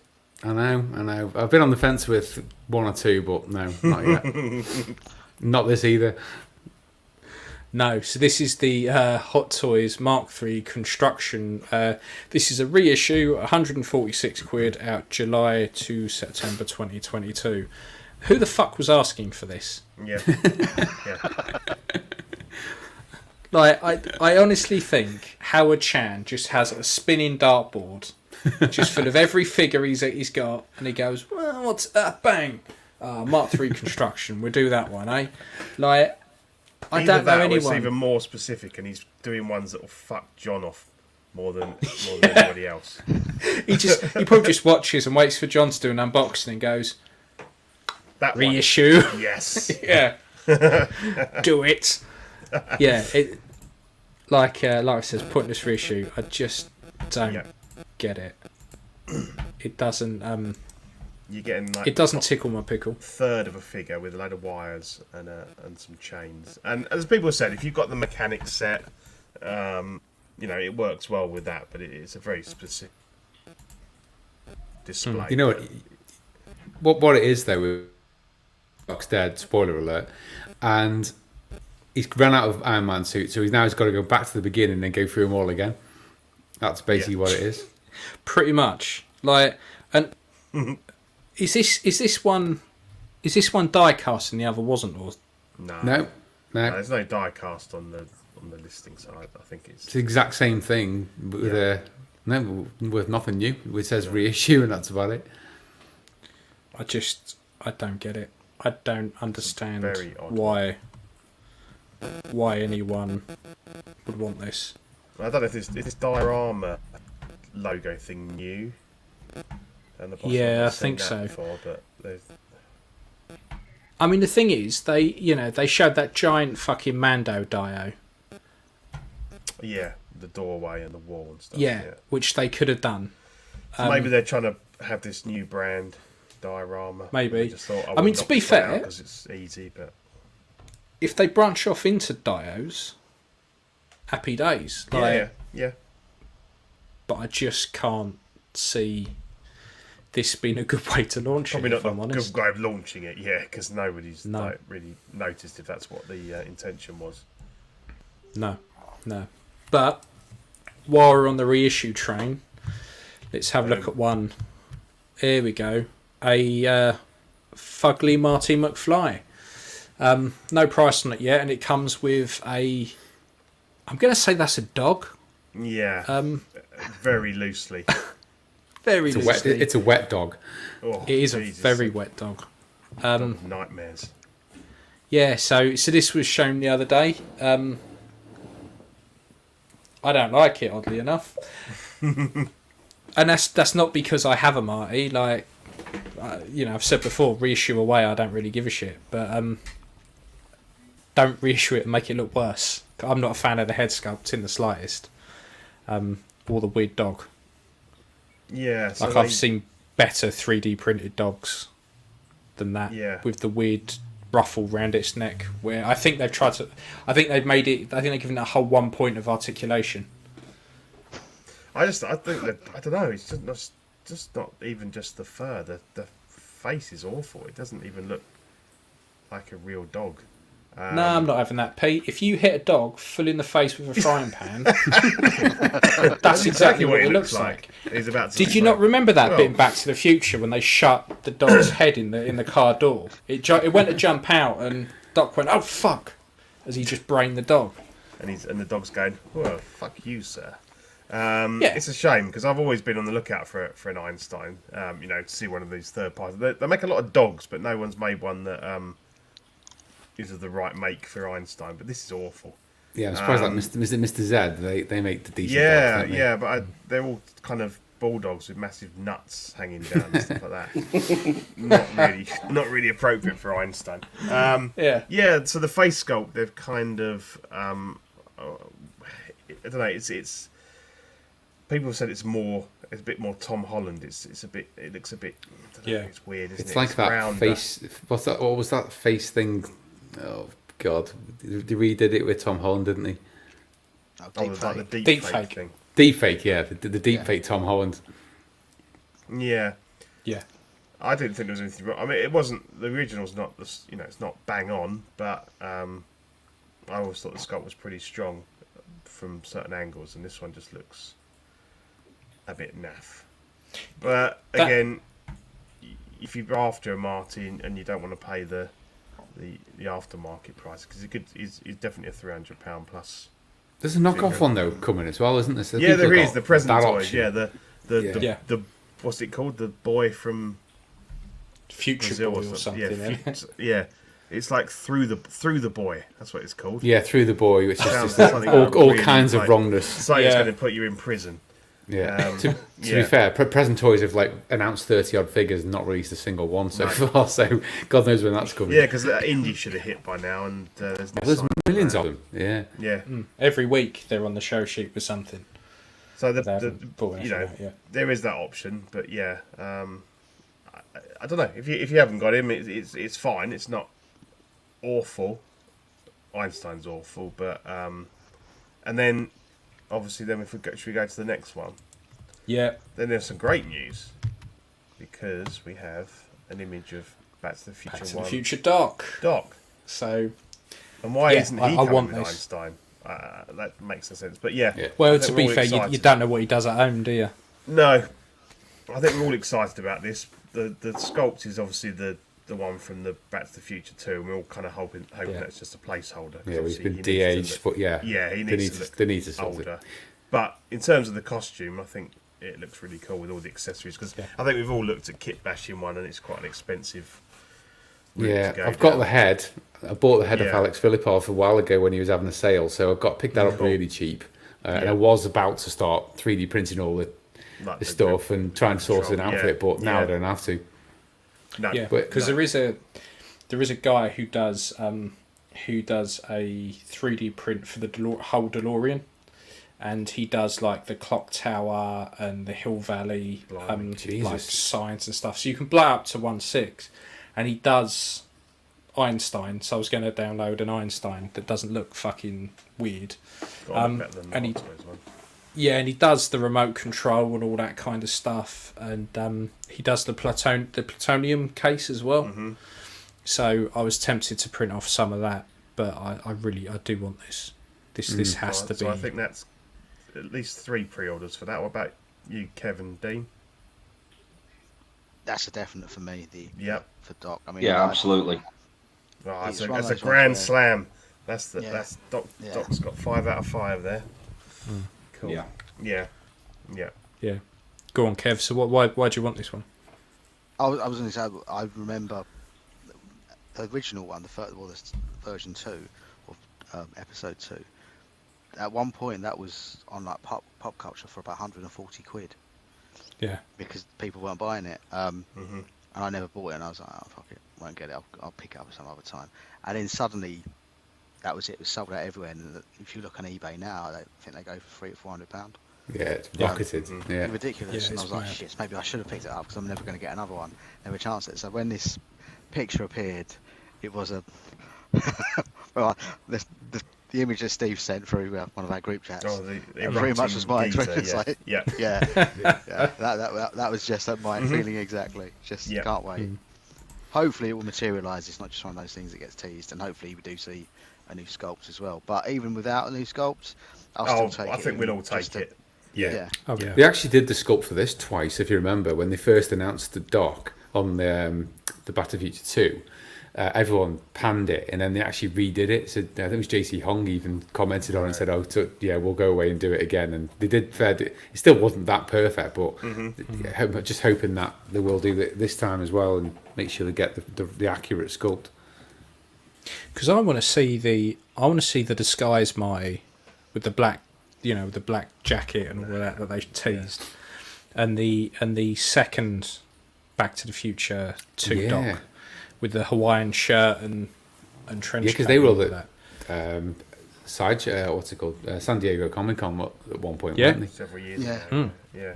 Because I think with the Back to the Future 2 Marty, if you got the exclusive, he came with the little walkie-talkies in the little plastic like clamshell. Right. So I would have loved. I mean, the thing is, if I would almost have been happy if they reissued the second Marty, because then at least I could buy it, just take the jacket away, stick a new pair of shoes on it, and get a leather jacket from somewhere, and I pretty much got the disguise version. But I want that dog, like now, immediately now. Yeah, me too. Yeah. Like, don't fuck construction, fucking Iron Man. Doc. That's what we want. We want Doc. Yeah. That's 18 months away at least, though, isn't it? Yeah. And Ryan says, do you guys think they're putting this out there because they're planning on reissuing the DeLorean? Maybe. I don't know. See, if you asked me that 6 months ago, before they showed us the Batmobile that they're reissuing and stuff like that, I would have said, nah, because there ain't much market for it in Hong Kong and that. Yeah. But I never know. They might do. I don't see them doing the episode 2 one. Do you know what? I was going to say, it's fucking Hot Toys. What they do is they release these 2 figures and go, and here's a new DeLorean. Yeah, here's the DeLorean from Back to the Future 3 with no figures. Yeah. Yes. Here's the train. Yes. Here's the train. Like, it's something you've always wanted. Or look, here's Clara's horse. There you go. Diorama. Like, it will be. Yeah. Clara's house from back to the future. Yeah. Her back porch. Diorama. Is that a euphemism, Kev? It's really muddy. I think, as you said, there's good scope because the Back to the Future 2 one came with loads of really cool. He had like the suitcase of the money, didn't he, and things like that. So this has good opportunity to have, like you said, the plutonium case and all sorts of bits and pieces. So I think it's going to be a really good figure with lots of cool accessories and stuff. To be fair, the Back to the Future 2 figures came with loads of stuff. Yeah. Like loads of it. Which was really handy for when, like, in your display, chucking it all over the DeLorean. Like the almanac and the posters and all that kind of stuff. Yeah. Can I just ask, is Naughty Guy one of those Viking collectors on the Viking groups? I think someone said it's actually a shop in Hong Kong. Right. It's just wall to wall. It's just wall to wall Pice and Dicks on every single row. I don't think that's the name of his shop. I think it's the name of the guy who owns the shop. Yeah. So right. That's interesting. Yeah. But yeah, it's his shop's just called Pice and Peen. It's just everywhere. Yeah. Front of shop's all Hot Toys. Where do these photographs come? That's clearly the front of a magazine, isn't it? Yeah. So in terms of sort of like not leaking images, you've really fucked up as a company there. Just put that on the front of a magazine. Yeah. Look at Apple doing that, would you? With the latest iPhone 13, and front of a magazine. We've still not had anything official from Hot Toys, so quite an odd one. But I don't get Hot Toys. I don't understand. I just don't get it because they will just, like you say, magazines and stuff in Hong Kong will just have like a little known Hot Toys in, or even when they did that. What was it? The anniversary in that video there, and they were in the studios and stuff, and you had like just a full blown wall of like Batman stuff where they had like concept art and stuff they were working on. And you're like, people going, oh well, they must be teasing stuff, and I'm like, I just don't think they give a shit. They just don't care. They're just like, it's there. I'm not fucking taking it down. Just get on with it, kind of thing. Yeah, it's the same with like magazines. Their marketing department probably it's just one guy, I reckon. Just one guy. That's his whole job. Just what we're doing for marketing, I don't know. We'll put some shit out soon. Yeah. Have you done your job this week? I've done that. Yeah, put something out there. Yeah. Got a magazine. Their website's still awful, so I think you're right there. Yeah. I don't think their website has been updated in the entire time I've been collecting. It hasn't. It's the same website from 10 years ago. It's got it's the same fucking server. I know that. Background. Yeah. It's horrendously slow. Yeah.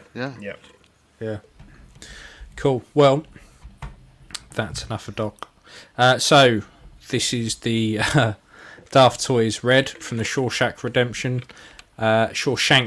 even. What and did you say? The Shawshank Redemption. Shawshank. Yeah, that's a completely different film, by the way. You're a bit on the Yeah. You're on the wrong download site for that one, son. Yeah. I really wished he spat on it. I really did.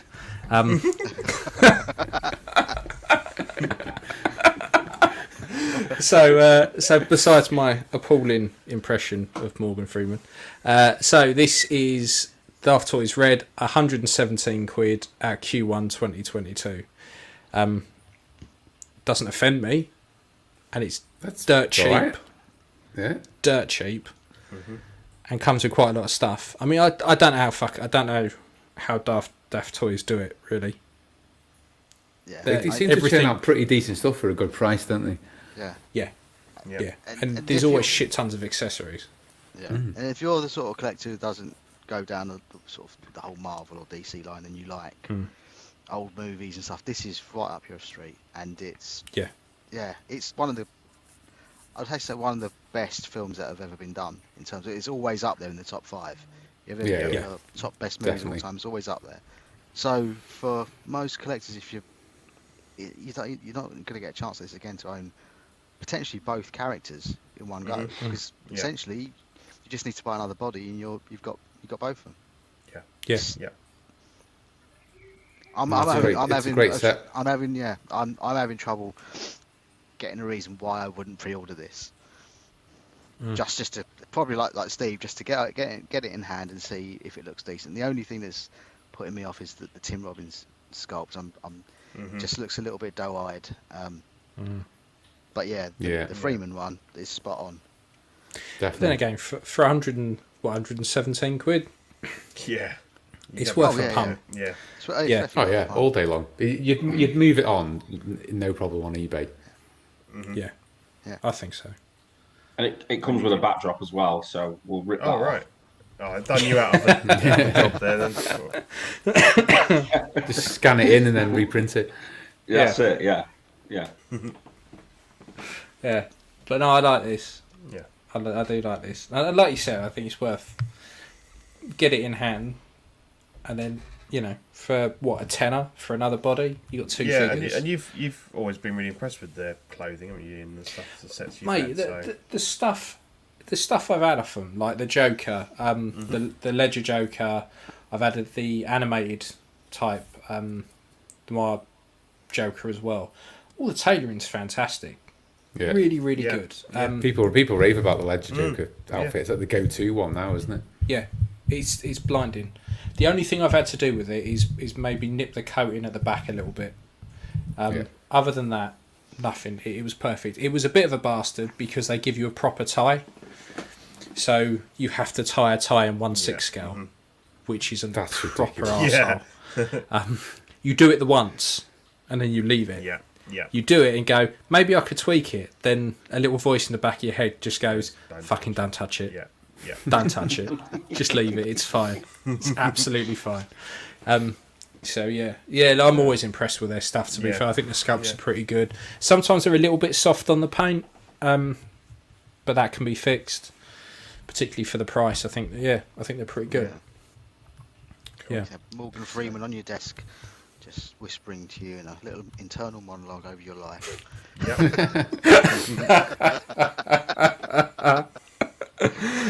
Right, now you're talking. Every keystroke as you're doing your work, just hearing Morgan, just judging you. Guiding you more. Yeah, just going, please don't call them a cunt. Okay, Morgan. Once again, Morgan, you're right. Yeah, sorry, Morgan.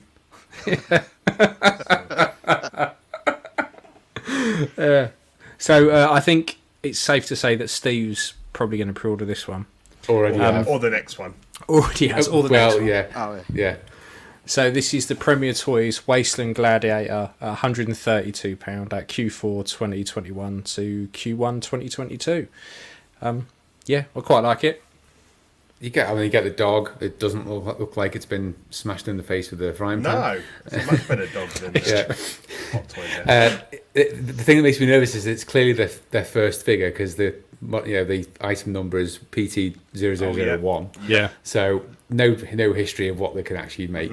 Compared to the one we're about to see, I think the outfit of this looks better. The sculpt is a bit better as well. I know the other sculpt is one of Scott Peterson's old ones, but I don't know. People are panning this, but if you actually go back and watch the early Mad Max films, Mel Gibson does not look like how you remember Mel Gibson to look. No. He looks very different. It's like when you go back and watch First Blood, Stallone does not look like how he did in... They're so young, aren't they? Yeah, exactly. Yeah. So people forget that. They think they should look like how they did in in Lethal Weapon or even later films, They don't look like that. Would even take shaving 5 years off them. So, you have to remember that. And it's actually a decent looking figure. The tailoring looks pretty good. It's just whether it comes out this way. Yeah. And because I've seen some really good customs of this, but you're talking hundreds, if not over £1,000. So Lee Ward's got a really good custom. Yes, he's shown us that on the show. Yeah, so it's definitely got potential. And then we've got this one where the head sculpt isn't good. No, the Present Toys one. This was a very expensive custom. That head sculpt was. Good, does it? No, the outfit looks rubbish, and the head sculpt. I mean, that was a very expensive custom back in the day as well. I think someone said it was Scott Peterson. It's been recast, which Present Toys do a lot of recasting. But the outfit on this looks naff. You don't get the dog. I think it's I probably won't even order it, to be honest. The other one. No, I think it's a fairly clear winner there, based on what we can see in the protos anyway. Yeah, easily. Yeah. This one, yeah. And just got because the other one, the Premier Toys one, isn't that much more money either. No. As you say, Still you're just taking a peanuts. punt on a brand new company and whether they can kind of deliver on it. But we know you, Steve. You like to take a pre-order punt, so. I know. I'm tempted to order both just in case, but I might just stick with the order for this one. I'd probably go just through this one, I think. But. You'd still move the other one on. Like you would do, and you'll probably still be able to get it as well. Yeah. Cool. Yep. So Now we're talking. So this is the Return of the Jedi Scout speeder bike for £379 from Sideshow out July 2022 to September 2022. Or alternatively, buy some white spray paint. Job done. Yeah, I swear we've had this same conversation like 2 weeks ago. Yeah, it's all right. Does the job.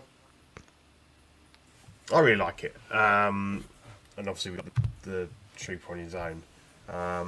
I've pre-ordered the Trooper on his own. I quite like the bike, but not to pay £200 for it, and I haven't really got anywhere to display the bike. So I've got the Sideshow Scout Trooper, but I do like this one. And when you sit side to side with the Mando one, there are subtle differences and stuff that they've changed, and bits and pieces. And I just really like the look of it. So I've pre-ordered it, and then I'll decide when it eventually comes out whether I keep the Sideshow one as well or just move it on. I noticed there's been a few up for sale already. Yeah. Oh yeah. But then you're not going to have it in your collection for at least 2 years, so just keep the other one. Yeah. I just find it nuts when people start doing that. I know, it's crazy, isn't it? People just panic and just sell up. Yeah. My The Sideshow biggest one's still going to be worth £150 when this one comes out, so you're not going to lose masses of money on it. My Kevin. pet hate with the Sideshow one was always the hands, essentially. Yeah. Just a gloved hand that you couldn't do much with at all. Very and stiff. I wonder, I I wonder if they're going to do a jointed wrist on these. I can't really make it out in the picture. They look more like a material from what I've seen in some of the other pictures. I reckon it will be exactly the same as the Mando version. So it'll be a split wrist. Yeah. With a separate peg. Like a Yeah. Yeah. In fact, I think I've got a load of hands. I've got the hands here. Yeah. So you have they're just normal hands. And then with the gauntlet bit's a separate bit. I think they've taken. It's exactly the same as the Mando one. I mean, you can tell because they've even got the split in the helmet, where the Mando one wasn't shut all the way properly. So it's just a straight up repaint, and they've just that's not weird webbed that bits. one, isn't it? Because I was heard that it was because the actor's head didn't fit in it, and yeah, so it's got this big gap in. Yeah. So they left it in. So obviously they put it in the hot toy, and then yeah. I mean, look, as soon as they showed off the Mando version, we all knew this was going to happen. Yep, like, it did. You know, more the power to them. But if I didn't have the Mando one, I'd probably order one of these. But I'm not going to ditch my Mando one to get one. No. I'll sit quietly and wait for someone to sell their speeder bike because they're impatient, and then I'll grab that. The old Sideshow one, yeah. Either, like I'm not fussed. Yeah. Because we all know Sideshow's a hallmark of quality, so why not go for that one? Yeah, exactly. Yeah, definitely. I've seen some side by sides where there does appear to be a slight difference in the helmet. Because on the you can attest to this, Ian. The Mando one, the hooded cowl bit of the helmet is completely flat across the top, whereas this one's got this slight curve in it. Where is it? Yeah, at least that's what it appeared to show. It's so I think it's a bit boxier. So I think it is it's not the exact. It's not just a repaint. There are some changes, but as you say, that split in there is still a bit odd, but it doesn't matter. Yeah, looking forward to that one. I so I've got that on pre-order. What we got a 2-year wait for that. So as usual, but it's good. Yeah, and to OT be fair, release for a long time.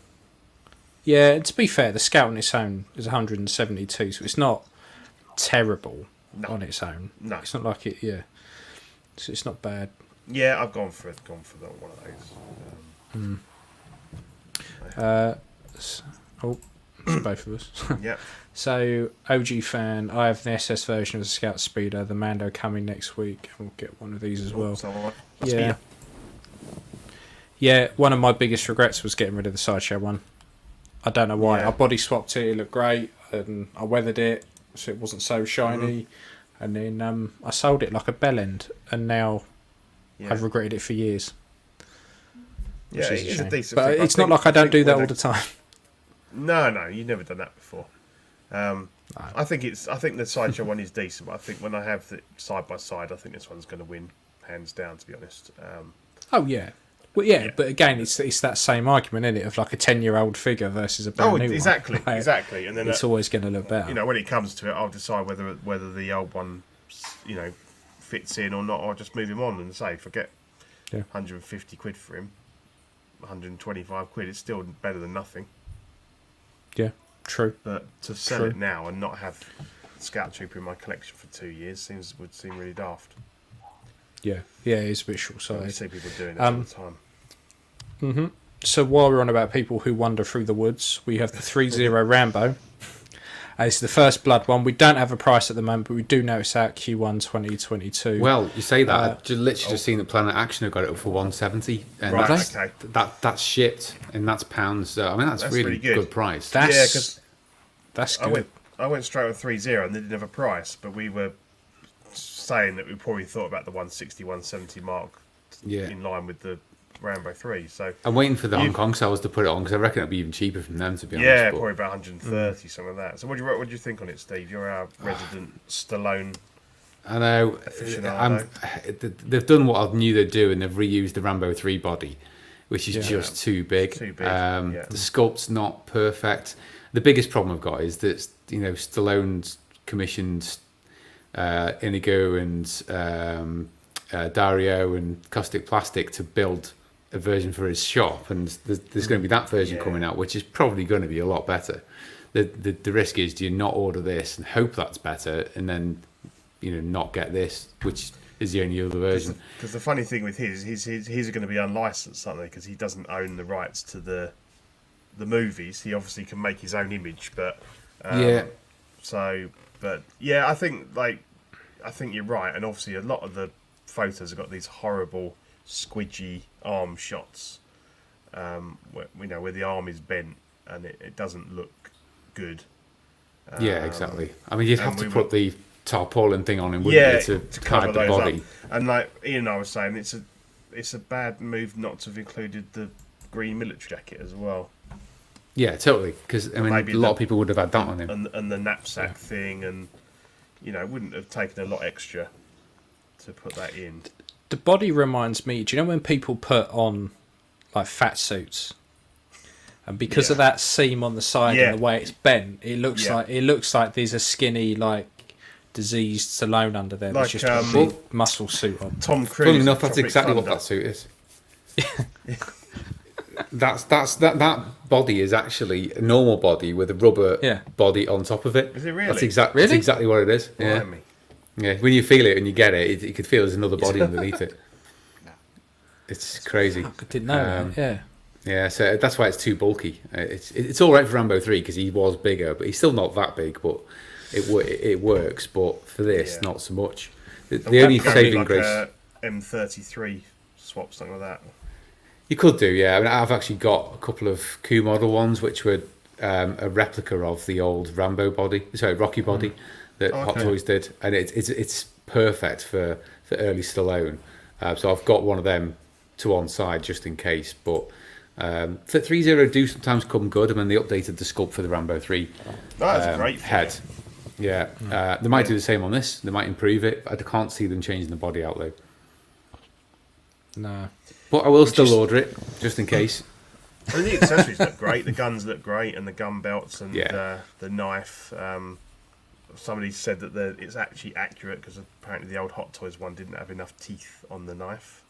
Okay. So it's now, and I suppose. I mean, that's sad, isn't it? That's a whole new level. It's a very sadness. Yeah, exactly. Yeah. Who cares? That's there's not enough teeth on the knife. Oh, fuck off. I have a day off. And I suppose, ultimately you could get hold of a jacket, if not the Hot Toys one. There must be some Vietnam sort of era damn toys and stuff that maybe you could pick a jacket. Oh, you'd easily find something, wouldn't you? Yeah. So. Oh yeah. I mean, the thing is, if you can get it for around 130, it doesn't really matter if you bin the body off. If you get it that cheap. No. Mm-hmm. You'd sell the body. Base. Yeah, exactly. Yeah. Mm-hmm. Yeah. Yeah. No. Yeah. Good. Yeah. So we have next the Present Toys Taxi Driver for 97 quid out Q2, Q3 2022. From what I understand, it's the Rocco sculpt. Yeah, because that's how I came across it, because he was kicking off and telling people not to buy He's been very vocal already, hasn't he? Yes. Yeah, definitely. Yeah. I mean, it worked for Sean when he did it, but that was what company was that? I can't remember. With the Joker, the one that's only just been released. Yeah. Sean gave the sculpt away, the file, didn't he? Is that what Rocco's done, or is he just? Has he? Okay. He's just telling people not to buy it, I think. He's just telling people not to buy it.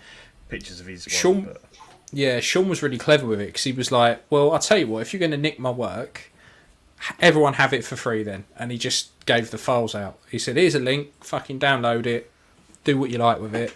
And then about a day later, another post came up saying that they'd reached out to him and they paid him for the sculpt now. That's right, yeah. That's how we got it. So you've already got a figure of this, haven't you, Steve? I did have. I actually sold it on. You did have. You sold it on. Yeah. So I just had a bit of a call a little while back, and it's not. I'm not a massive fan of the film. It's a cool looking figure, but yeah, I don't know. I had a point where I was like, what films do I really not feel that? So that jacket much about? Would work for Rambo, wouldn't it? It would. Yeah. Hey. It's a post Vietnam veteran jacket. Yeah. Cool. There we go. Sorted. Just need a smaller body to fit it on. Buy a jacket, get a whole figure. Not bad. Use this body, yeah. Yeah, it's okay, and for the price, it's you can't knock it. Yeah, really. less than £100. Yeah. And then this is when you added on, Pete, wasn't it? The Hasbro Nerf gun. Yeah, definitely. Yeah, I think this is brilliant. I'm quite a Nerf fan, because my son's really into Nerf, and he must have about bloody 50 different guns, and I don't know why, because I don't think I've subscribed to Hasbro Pulse or anything, but this popped up in my emails. So it's a motorized Nerf assault rifle. So it carries 10 rounds, which are with a battery operated flywheel, and then you can pump action the larger projectiles from the bottom. Obviously, it says something like movie accurate paint scheme. Well, it fucking isn't.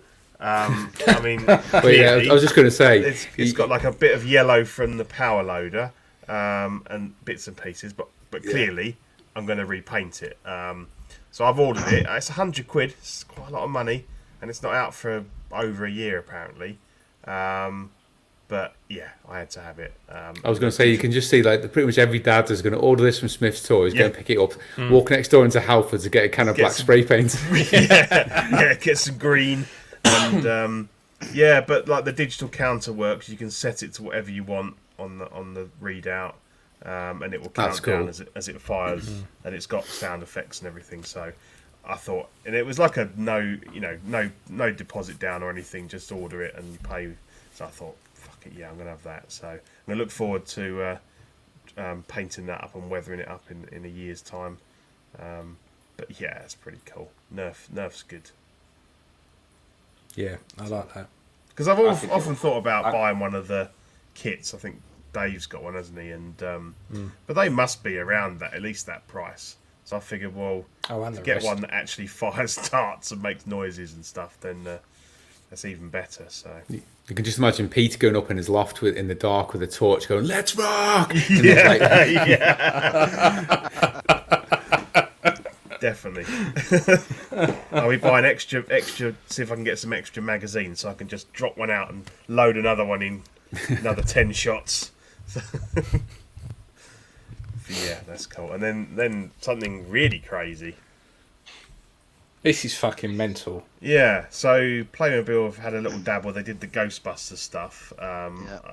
We bought a load of that from my boy, and it's really brilliant stuff. Really well. I mean, their stuff's really well made. It's almost indestructible. That was really cool. Ecto 1 and the Firehouse and everything. Then they did Back to the Future. They did the DeLorean with Marty and Doc. They're doing the A-Team van with the guys there. James Bond, Aston Martin as well. Yep. Yeah. And this beast. The Gary Glitter playset, although they didn't sell that many of them. So this thing is over a metre long. What? And it's 450 quid. Fucking keep it for 450 quid. Yeah, I know. It's funny because the other ones are all coming in at, they're decent prices. They're kind of like pocket money or birthday, money, Christmas money prices for kids. But this is proper. This is a proper, like, loving your children gift. This isn't for the rest of. This is just fucking. No, it's immense, and it says 150 pieces as well. Yeah, because they've all, like with this Ghostbusters ones, you had to put a lot of it together. Yeah. It's not like Lego, is it? But I'm guessing it's coming in pieces. No. Yeah, all come in pieces. I think there's bits that open up, like the nacelles open up, and you can open up the side, and obviously the top comes off, and all the crew go in there. I love the concept of it. I think it's great, but I don't know. It's gone beyond actually thinking, I'll buy that for the kids, but it's really for me. You got to buy it. You're buying it for you, and in that respect, it's not accurate enough. It's not enough to be an adult collector's, piece kind of thing. Maybe they're trying to explore that space that Lego have operated in for quite some time now with the adult collectors and pulling upon nostalgia as well with older stuff as well as the newer stuff. Yeah, they put 10 plus. They really mean 40 plus, don't they? Yeah. Jeez, fucking 449 quid. Yeah. I mean, honestly, if my boy said I want that, it would just be a straight up. Just for like.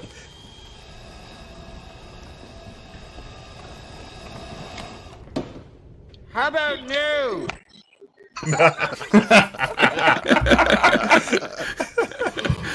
just not. Definitely. No. That gets me every time. That. It's like, you'd rather have that than a PlayStation 5? Yeah, exactly. I'd be fool. like, no. Yeah. I'd be like, look, I like Star Trek, but I've obviously not raised her right here. This ain't happening. No. So yeah, just really bonkers. I mean, good on them, and I hope they sell some. But it's I was like, how much? Yeah. I must say, when you said it through, I was like, he's hit 4 twice here. That can't be right. Yeah. $49.99. He meant, yeah. Yeah. I was like, no. Oh no. So we've now hit the mid peak. So let's hear from our lovely sponsors, because we've got 2 now. Sponsors. Only Fools and Collecting is brought to you by Watto's Scrapyard. They 3D print parts for your hard-to-come-by Kenner vehicles. They 3D print 1/12 and 1/6 scale head sculpts from a massive back catalogue. If there is a particular character you want, he can design and 3D print it for you for a reasonable price. Check him out on Facebook and Instagram. And backdrops and bases displays are printed directly to substrate on foam display board using UV matte inks, so there is no fade or glare. The nameplates are precision etched using their in-house laser machine. They offer a very bespoke service designing displays and nameplates to your requirements. You can contact Backdrops and Bases via their Facebook page, Backdrops and Bases.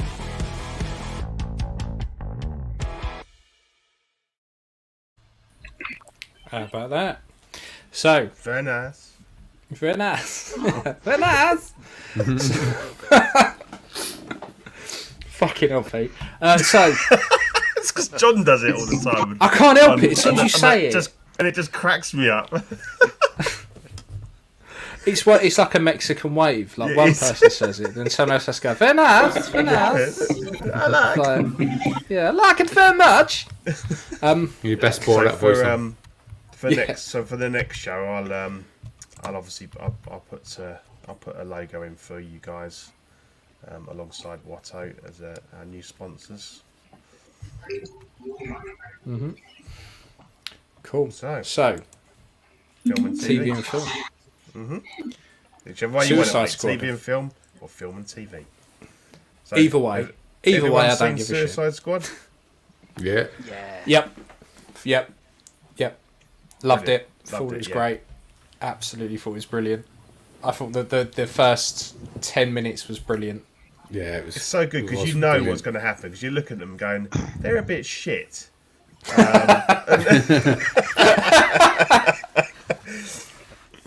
I loved Weasel. I thought that was just class when they just like what happened to him in the first bit. He's just so creepy as well. Did anyone check he could swim? Fucking brilliant. There's the guy with the arms that come off. That was just hilarious as well. The thing is, like, what I thought was generally quite clever about it all was, for months and months leading up, that first batch were the people you constantly saw in interviews, the people you constantly saw on in the trailers and the TV spots, and it was just brilliant. It all just goes to shit. It's fantastic. It's really good. I think the funniest part for me was where they were infiltrating that camp halfway through to rescue the guy, and they're like having a competition on who you can kill in the most fanciest way. Get to the hut, and there's like, you just killed all our people. Why didn't any of my people stop you? It's just genius. No, it was really good. A fantastic you can definitely tell it's a James Gunn movie. It's got that real totally Guardians feel to it, and it was just just a really good laugh. I think King Shark was great. Even I think Harley Quinn, that was the best film that Margot Robbie's done her character. She's did it properly this time, you know. So much better than the first one, which was a bit of a. In that train wreck of a Harley Quinn movie. Yeah, as well. definitely. But I've never even watched that. Don't do yourself a favour. It's not great. It's not great. Yeah, I really enjoyed this. Yeah, check it out if you haven't done. I have ordered King Shark. Yay, cool. I've debated it. I got it for the money. It's so cheap. Yeah. He'll just go on my desk because unless they do release more characters, but I probably wouldn't buy it anyway. I think it's just a cool looking thing. Figure to have on his own, isn't he? Yeah. The thing is, you'd buy a Weasel. You'd definitely buy. Oh a Weasel. yeah. The thing is with this, right? I look at it and I go, out of all the ones I'd want, King Shark, and then I'd want Polka Dot Man as well. As long as he's inflated. Yes, an inflated Polka Dot Man would be good. Yeah, fantastic film. And then you saw Free Guy, didn't you? Yeah, I went to see I haven't it. seen this. I was on holiday last week where some bastard must have given me COVID. Probably in the cinema. If you get a reach around from a stranger in the cinema, that's what's going to happen. I know, I should have known better. We were up in Norfolk and it was a rainy day, so we thought I would just explain it then. Yeah, exactly. And found a brilliant little local cinema and about 30 seats in there, and we watched Free Guy. I think it was £5 a ticket, and I absolutely loved it. I wasn't expecting much. I like Ryan Reynolds. He's a funny guy. I thought it was really good. It's really clever. There's so many gaming references. I think a lot of it was lost on me. There were little clips from YouTubers and stuff, and I was thinking they're probably really famous people that all the kids will recognise, and I didn't know who any of them were. I'm sure my lad would know them. Yeah. My daughter recognised a couple, and she sort of said, she got some of those references and some of the people. Yeah, I didn't get any of them. Some of them are not particularly nice people either. But that's the thing as well, because they're not, are they? You know, they make out like they're the heroes of kids, but they're not necessarily. I'd probably get Dan TDM, and that's about it. Yeah, but there's so much else in it that makes it a great popcorn flick that you kind of. Taika Waititi's character in itself is just cringy, but you just have it watchable. It's one of those things that it's the boss from hell as such. Yeah. And it's really Ryan good. Reynolds, It's good. I was gonna say Ryan Reynolds doesn't hog all the best lines. He's not Deadpool Ryan Reynolds. It's a slightly toned down Ryan Reynolds, but he's still very funny in it. He's very funny, yeah, and I like the fact that because it's Fox, which is now owned by Disney. Then there's some really good little Easter eggs to with the Marvel and the Star Wars and bits and pieces. They can kind of pull in all of that stuff and it just couple works of really well. Cool cameos as well.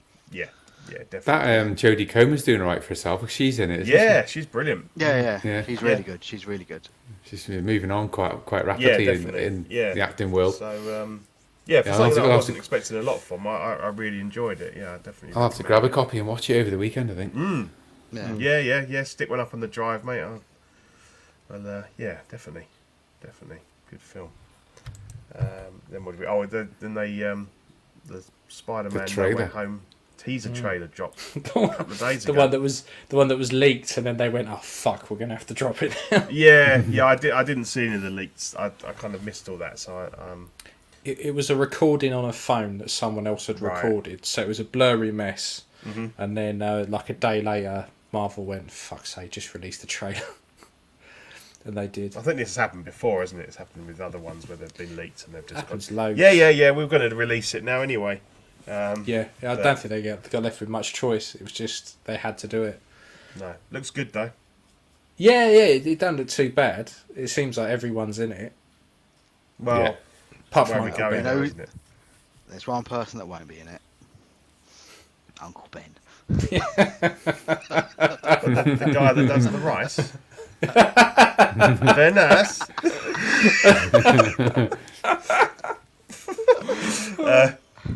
No, I think it's cool, and we definitely know that the previous incarnations of Spider-Man are in it.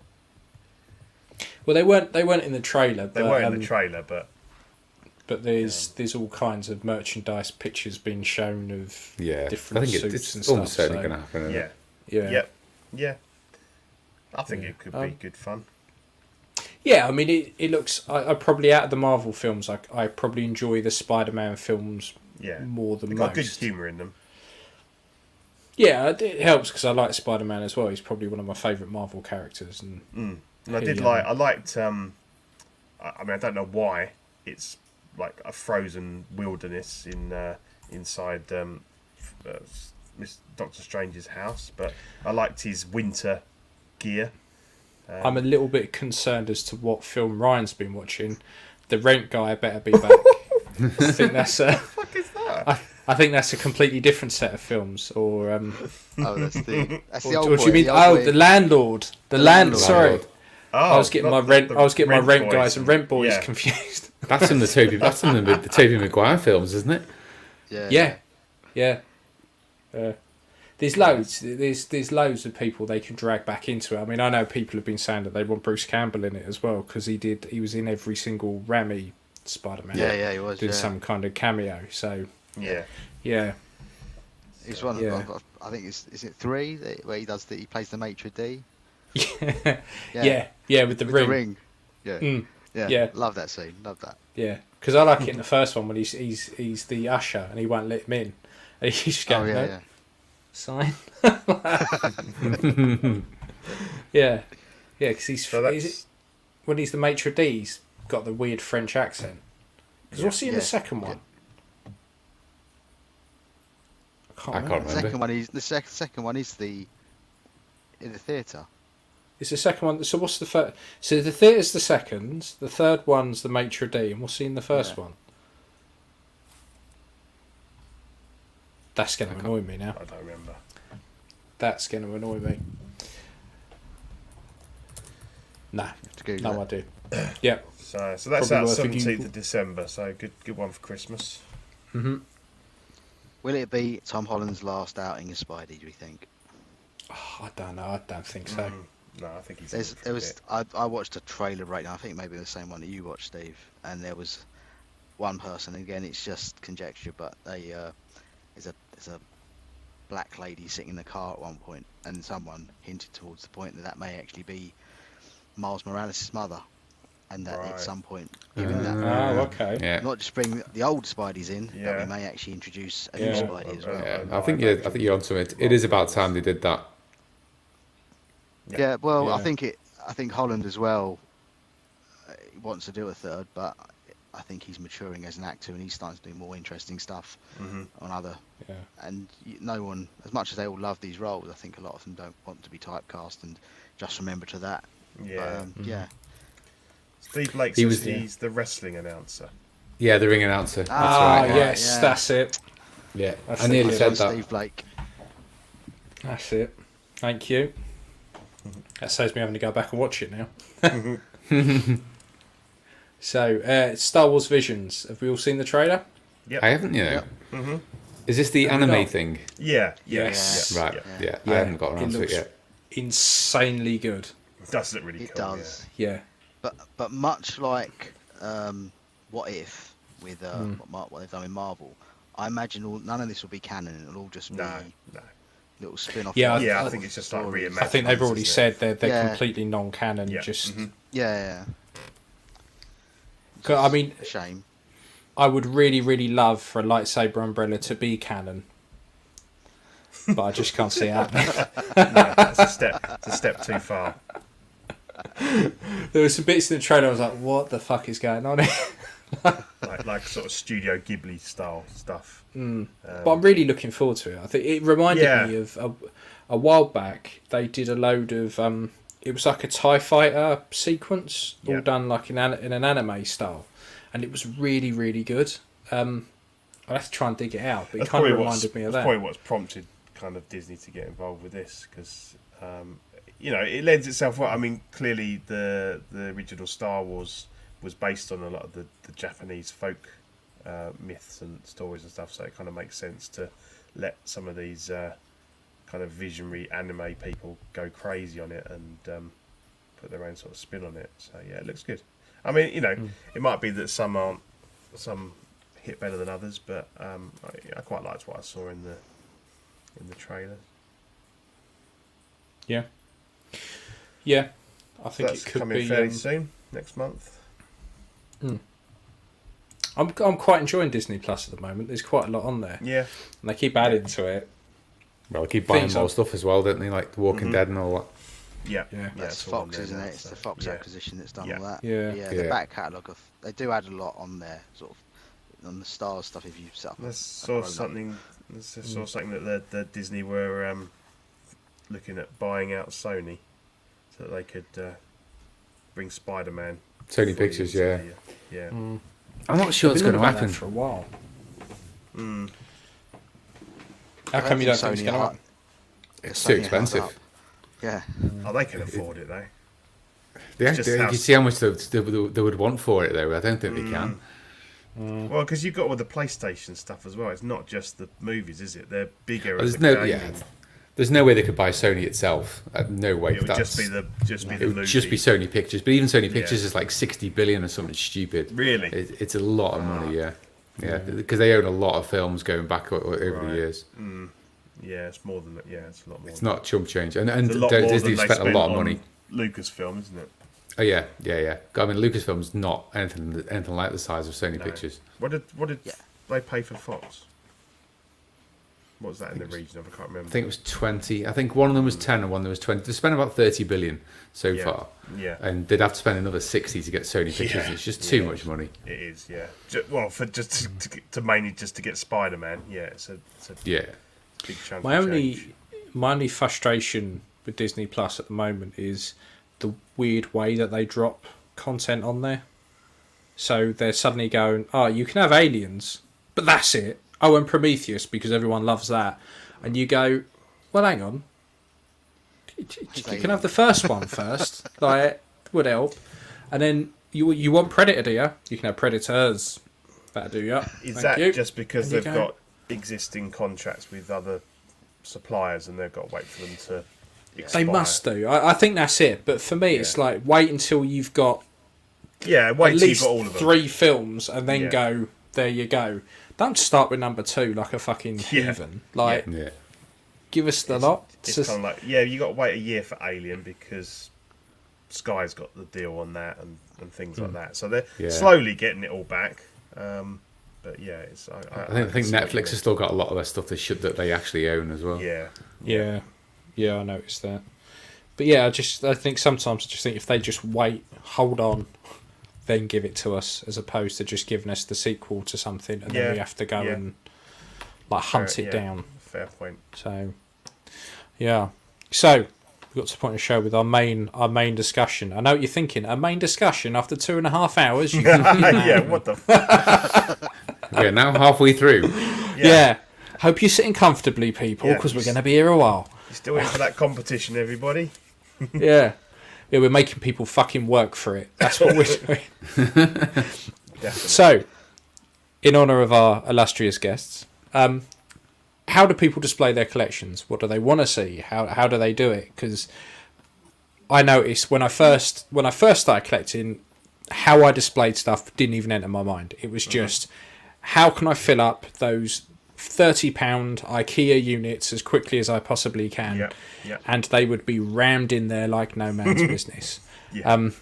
It got to the point where there was shit at the back. I couldn't tell you what it looked like. It was just a little head poking over someone's shoulder, like a really shitty school photo of the entire year group. It was kind of like that, just in one cube. And then as things moved on, I started to think, I'm going to group things together by series, and then eventually you get to the point where you're like, right, I want a proper display. How do people do theirs? What do people prefer? Is it a crammed look, a single look? Because we all know people who are very, very good at posing, who will have a figure in a shelf, and even a museum pose on a shelf looks fantastic. Yeah. But we're not all millionaires with thousands of meters worth of free space we can fill up with toys. So how do people tend to deal with that? What do you guys think? What do you guys do? Well, Cram them all in this cube. Yeah, that's Steve's still the cramming method, I think. I've shamelessly used mostly my own collection photos for this slide, as you'll notice. So just to kind of, I've tried to cover all those different scenarios you put. So obviously we've got the Thanos, so on his own, in a det-off, nothing, just the figure. Then you've got Hannibal Lecter, which we talked about earlier, which is a collaboration with you guys for the base and the acrylic and stuff, and then the figure. And then the two on the left is kind of how I used to do stuff. So I used to cram into a det-off, themed by a movie or a franchise. But as you said, look, like the top one, look at Vader. You can just about make out he's in there.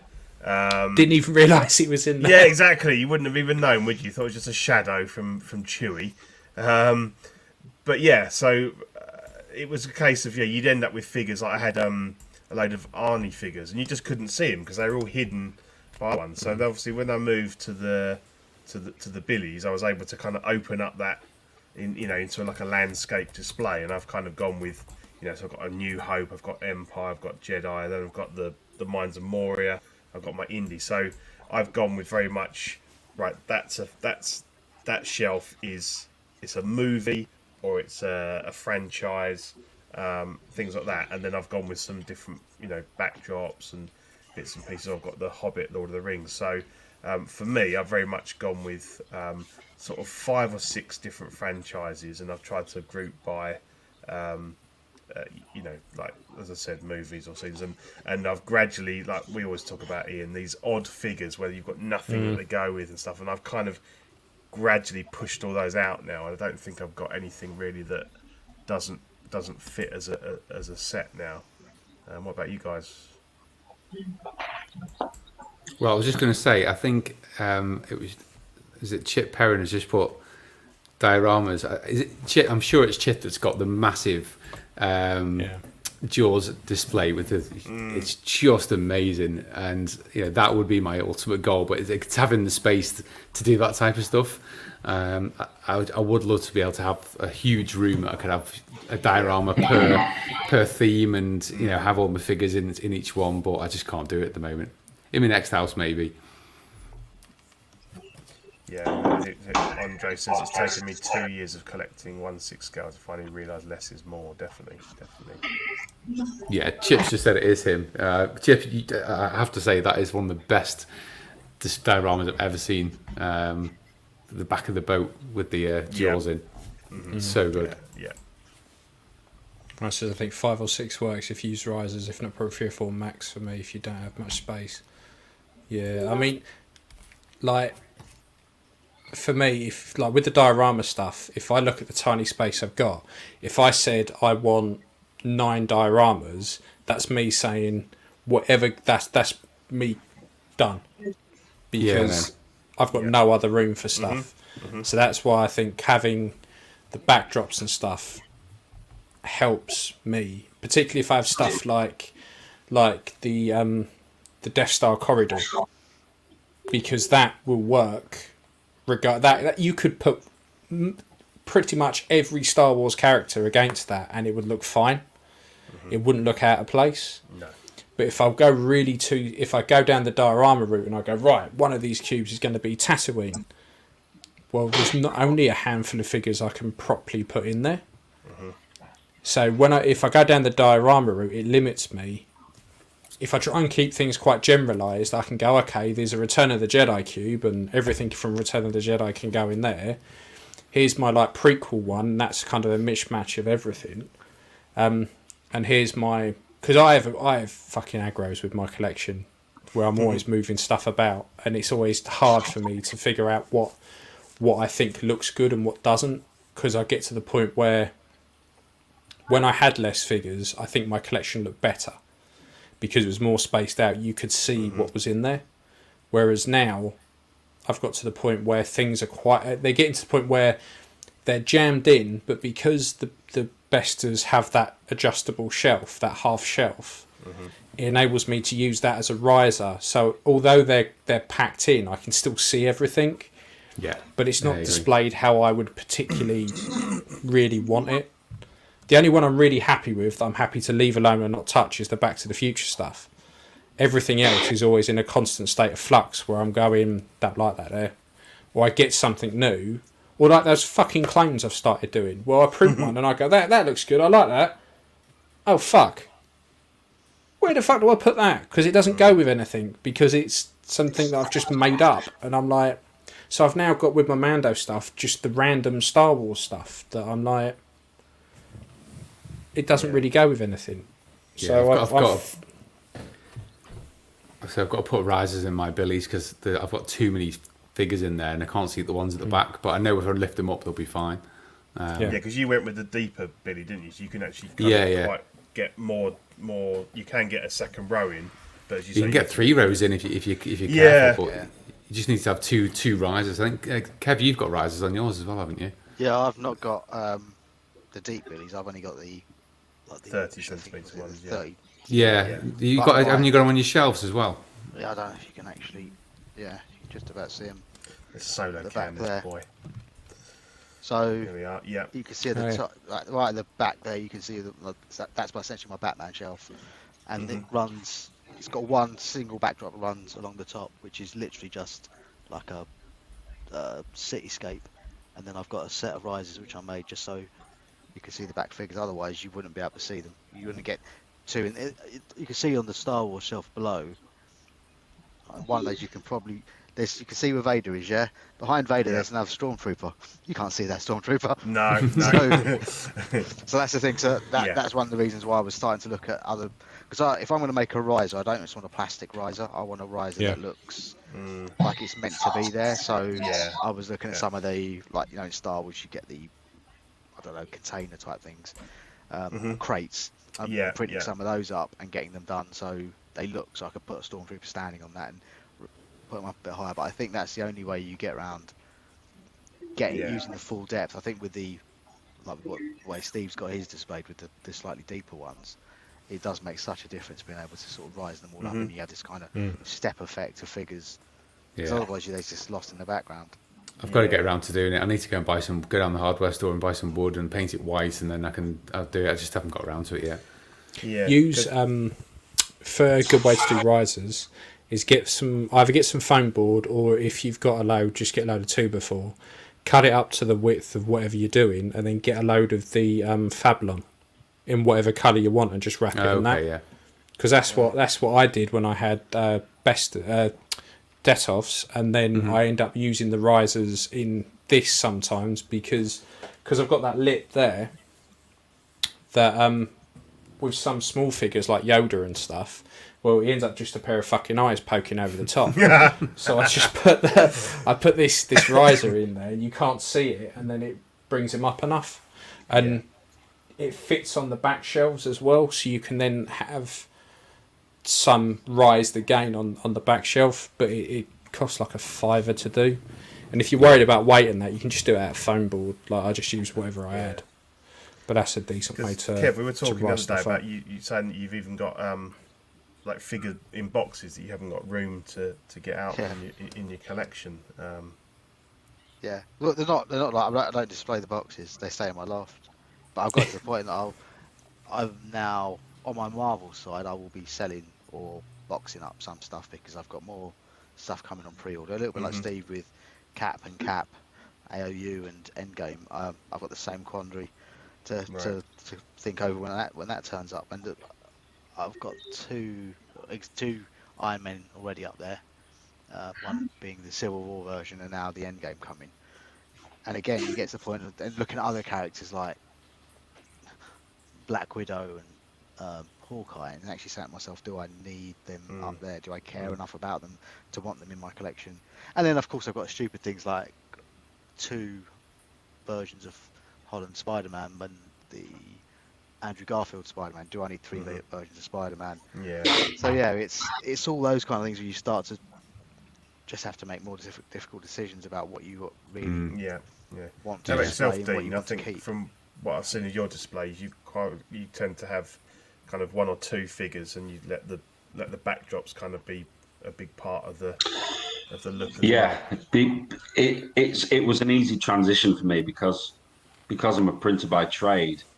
When I first got my first figure, it was actually Pre-Zero season 5 Rick Grimes. So that was my first figure that I got, and obviously customized the hell out of it, like Ian said earlier about the damn toys, head sculpts, and you know, you build this figure up into something amazing, and you spend hundreds and hundreds of pounds on it, and you think, oh, is that it? And then I thought, well, why don't I try and print a backdrop for it? So printed a backdrop, stuck it in, and it took off. Took some pictures, put it on Facebook, and then people was like, oh, can I get some? Well, and I was thinking, well, at that point, it was nothing.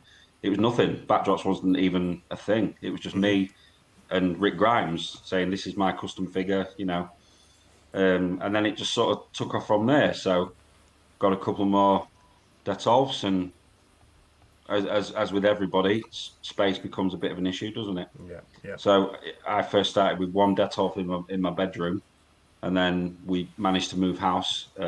Luckily, we found a place with a bit of a conservatory, and that became sort of my little space, if you like, my little man cave. I'm currently running, I think it's 6 or 7 Detolfs, all raised on Kallaxes. The reason for that is because, as we know, the Detolfs, when they're on the floor, you don't get that full spectrum of, you can't really see that bottom shelf very well, that's can your you? like junk shelf, isn't it? It becomes That's the danger zone. You know when a figure's in that, you think, oh, that's the first to go.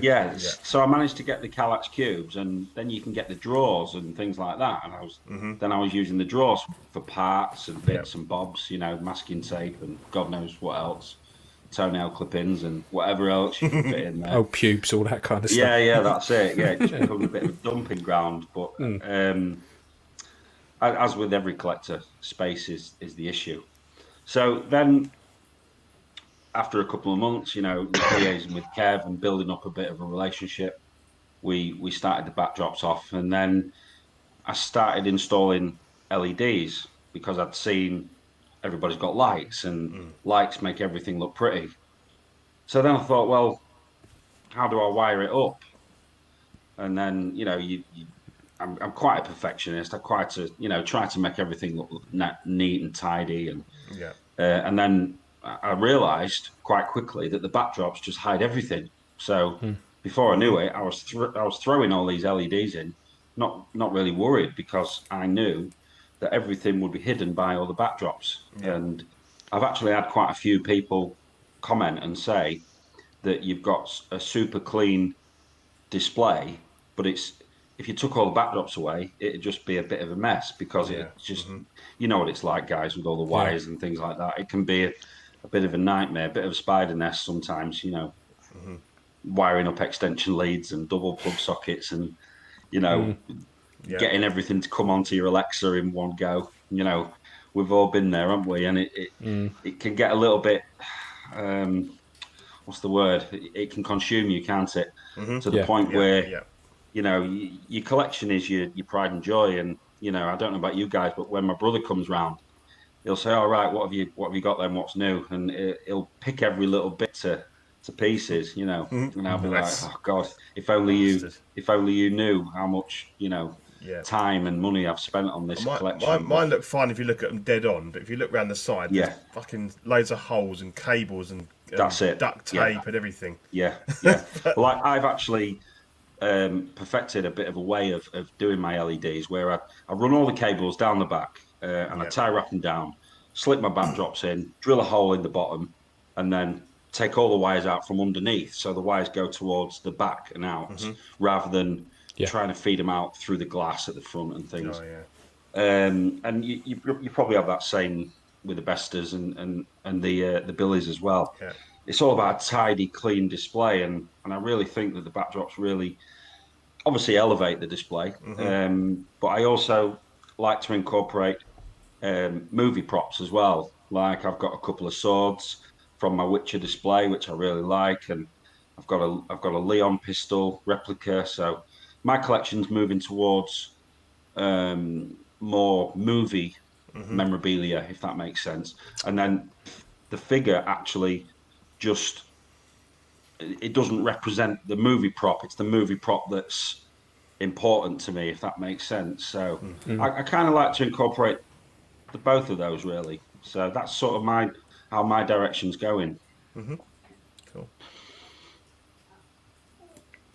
Yeah, I must admit that the prop stuff is stuff I don't get into because I could see it being a massive rabbit warren for me of stuff. Because I've started buying the odd little bit, but I'm trying not to go crazy.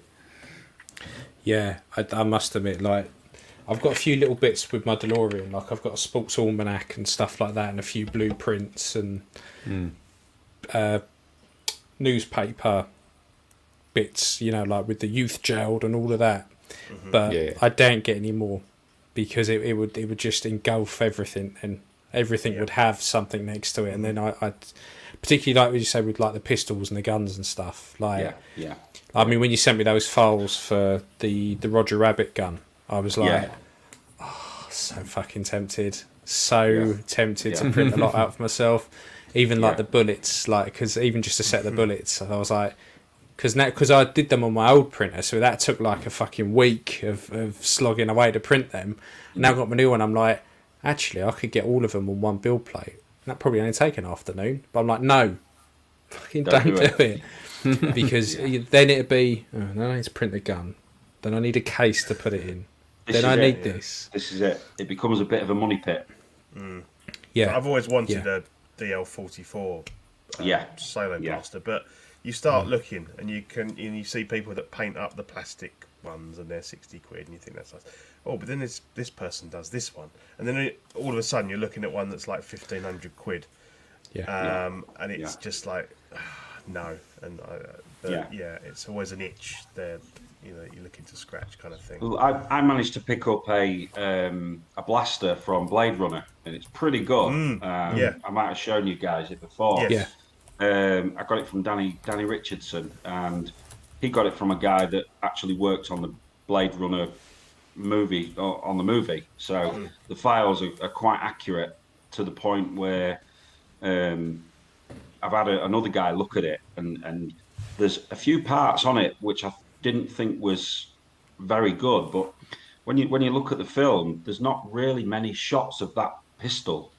And I don't know if you've been on any of the Blade Runner forums, but some of them guys are die-hard fans, and if you get a movie prop wrong, they'll tell you straight away. It's like, it's like all the Star Wars guys. If something's not right, you'll be murdered for it. Yeah. So that's another avenue.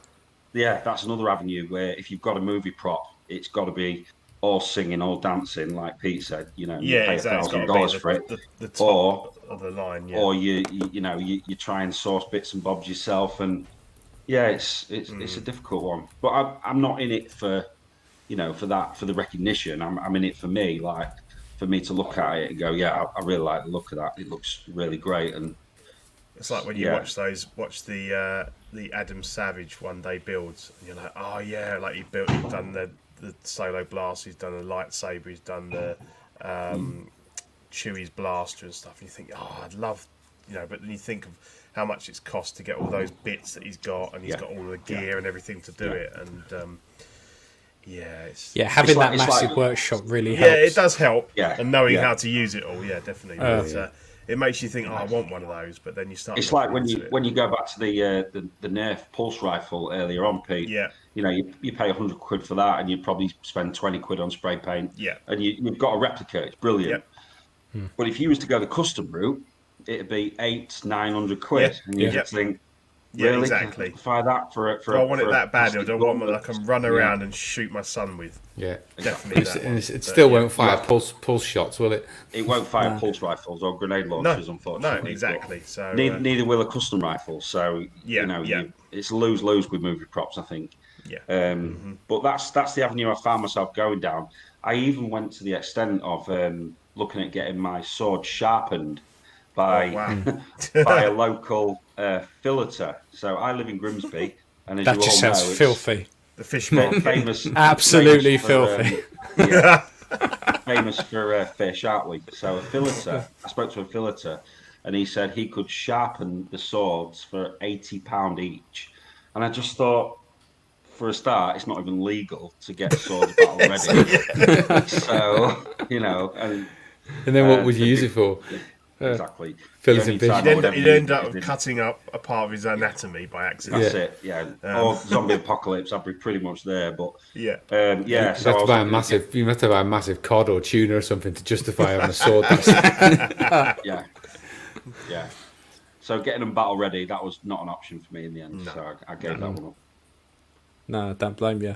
Just I've spent £80 on this now. I'm gonna get my money's worth. Just fucking using it for everything, eating his dinner with it and all sorts. Cutting up an apple. Yeah. That's what I mean. You've got to draw the line, haven't you? Yeah. It does get to that point where you kind of go, okay, I need to step back now because it's getting silly. So Daniel says, I think his battery's finally died.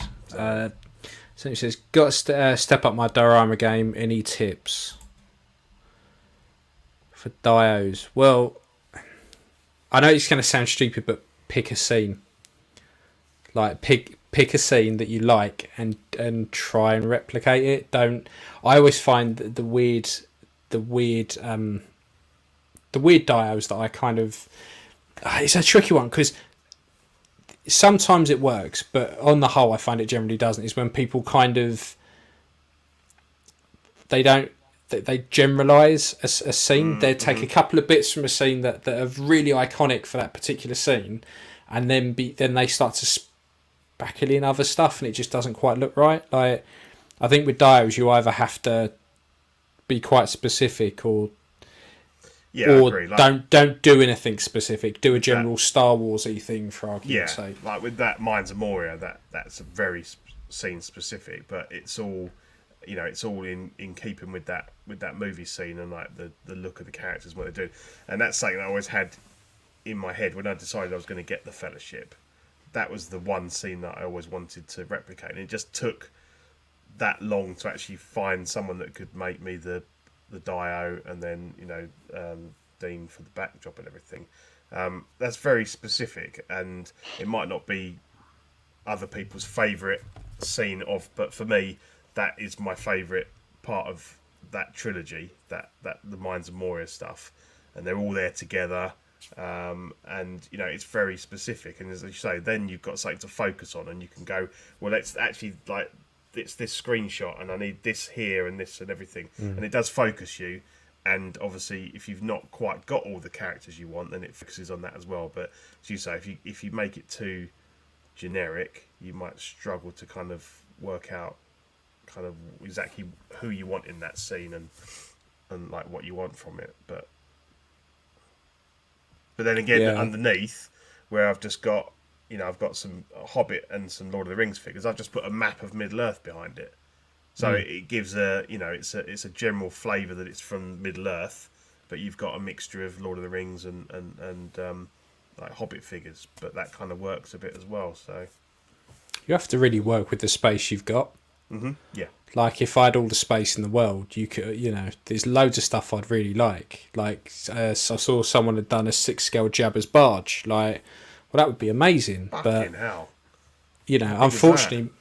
Yeah, well, it was fucking huge. Like it would take up house, mate. It would take up your front room, and unfortunately, I've got to have stuff like a sofa and things like that in there. So I'm a bit fucked.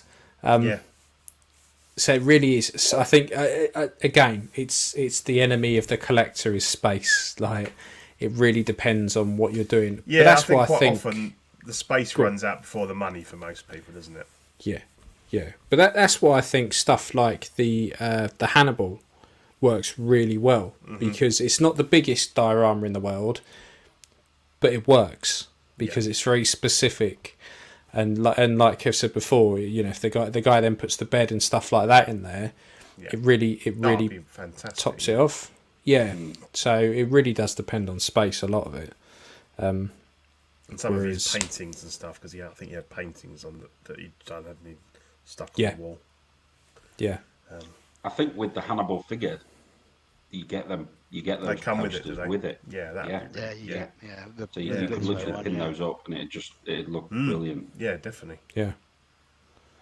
Yeah. There's the Dio game is a rabbit hole I don't want to go near.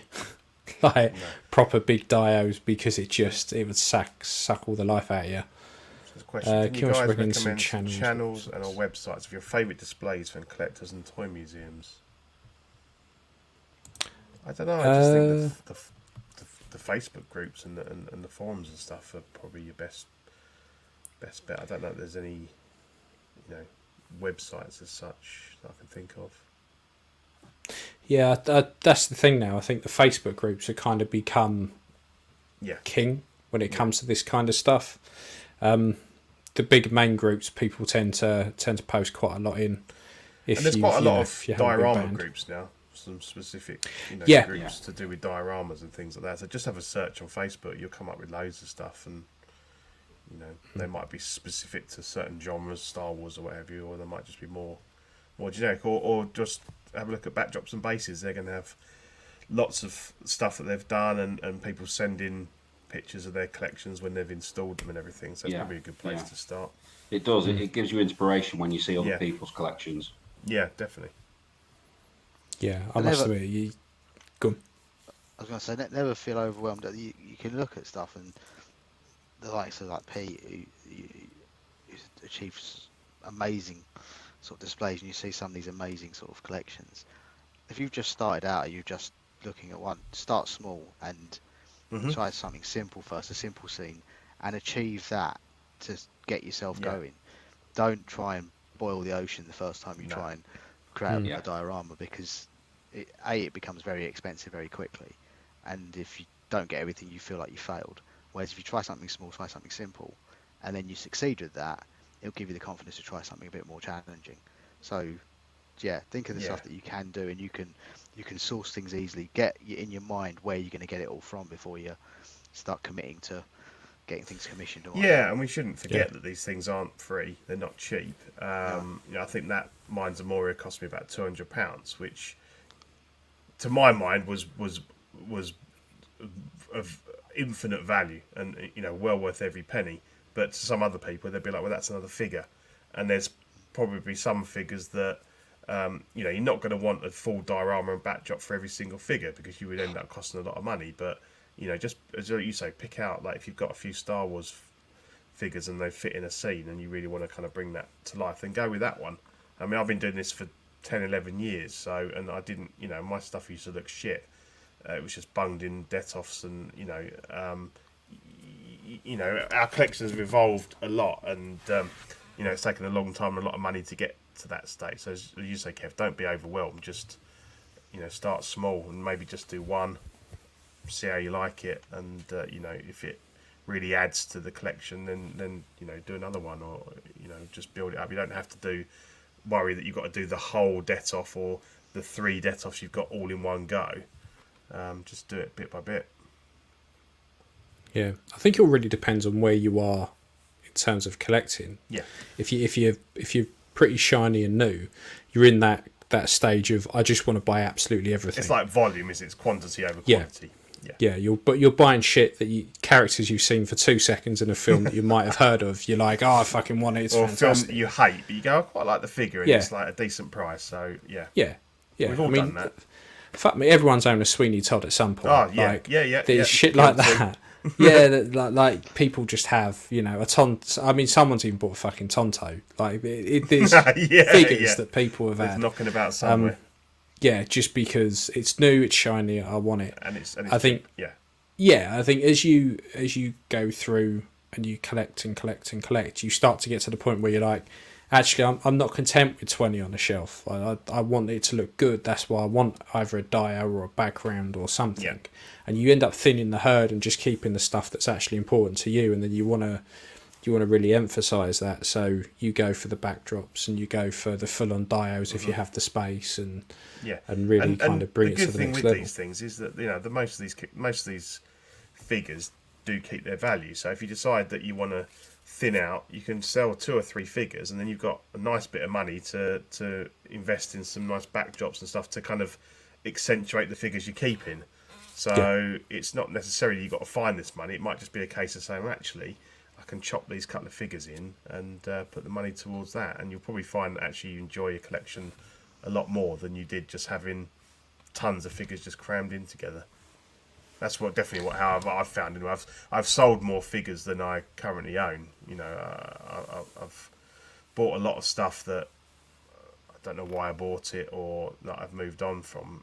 But it's good because you've always got that kind of source of income there to put towards something else. So this is quite a good question. Any tips on avoiding glare when you're viewing or taking photos of the front without having to take the front glass off? No. That glass will always open the door. Yeah, you'll never. I've never. I mean, these aren't too bad for glare. Like just general, like just looking at the figures, because you have all of this around, so it hides the lights. Because the lights on here are at the side, so actually, if you have it open, you tend to blind yourself with the lights, and you can't really see. But it kind of diffuses it. So a lot of the time you just open the door or get a diffuser to put in front of the lights, and it tends to work. Yeah. So I think we should probably start giving some stuff away. Sounds good. So throughout the episode, we've dropped 5 words through as a banner at the bottom that you were pre-warned at the beginning of the show. So what we're going to do is make this nice and easy and super stupid simple, and we're going to do a countdown from 30. The first person to put all 5 words in the chat, or as many as they can in the chat, is going to win. They're going to win the Hoff background and the lighty up lightsaber, the CCFL lightsaber, if I got that right, Pete. Look at that, eh? It's only taken near 3 hours, and I've got it right. Cool. So let me play the countdown. We're ready. Good luck, everyone.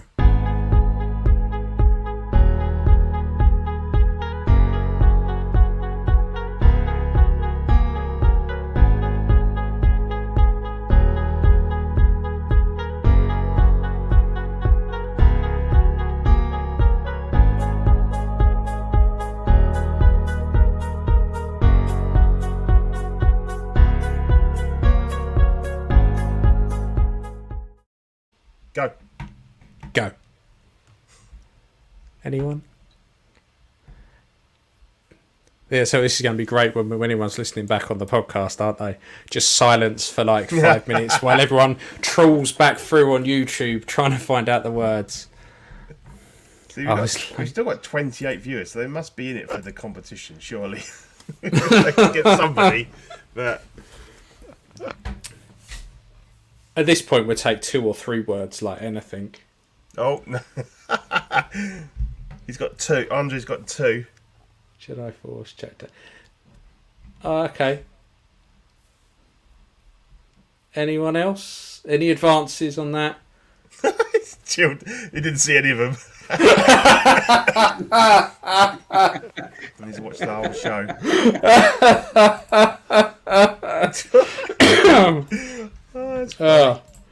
Maybe this wasn't such a good idea. We'll give him no. They were like that at the bottom. We just gently put them along the bottom there. I'll tell you what. Just run them all now. I missed that part. Right. Okay. Right. I'm going to run them all now then. Right. Ready?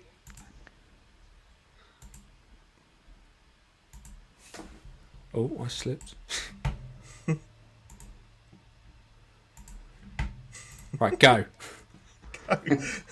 Go.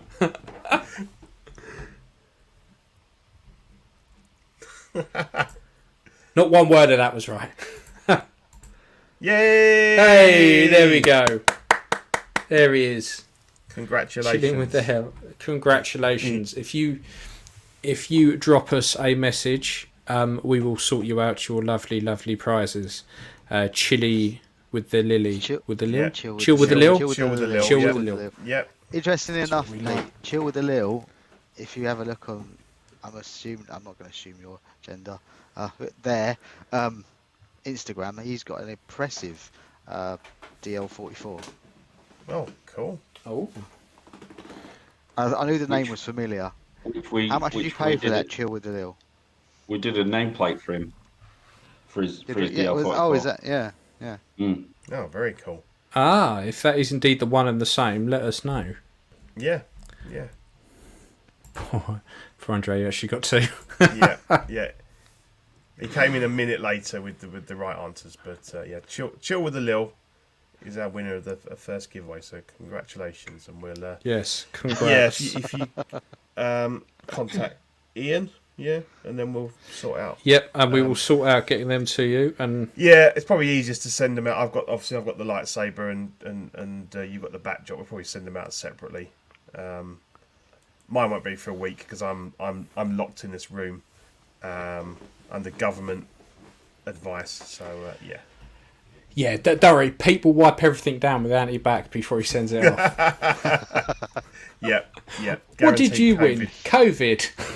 No, because I've already boxed it all up like 2 days ago. So by the time it goes out, it'll be quarantined for like 9 days. So he coughed in the box before he sealed it up. So it's absolutely fine. It's not a problem. Just licking the saber. 100% safe. If the only thing I would say is if you haven't had any previous experience with the CCFL saber, you have to be very careful with them. The glass tube is very, very fragile. I've packed it well, but just be very careful. And they do run a bit hot, but not enough to actually melt anything. So, well done. You've won a fire hazard. Yeah. No, they're fine. Mine are all on. Mine have all been on this whole time, and I can't smell any burning. He's had 2 fires, completely unrelated. It's been absolutely fine. And I've got 13 of them on the go at the moment. So. Yeah. But no, they're really cool. They're really cool. Loss of taste and smell is a side effect of COVID, though. Yeah, exactly. Yeah. That's why I can't smell the burning. Yeah. There's just this glowing light behind Pete where everything's just a flame and he's just not realised. Brilliant. No, they're brilliant. But if you want any guidance on them, just give me a shout. Cool. So that was giveaway number 1. So giveaway number 2. Which we will announce the winner for tomorrow in Collecting Weekly Auxiliary, the Facebook page. So what we wanted to do was look at, as we've had a conversation around how do you display your backgrounds, backdrops, dioramas and so on, what is it? What would be something that you guys would like? What if you could make a background? What would you have? What we want to do is the best idea that we think, and we're going to take screenshots of it all so we don't forget who's who. These lovely gentlemen are going to design it for you and do you a couple of nameplates. Very cool.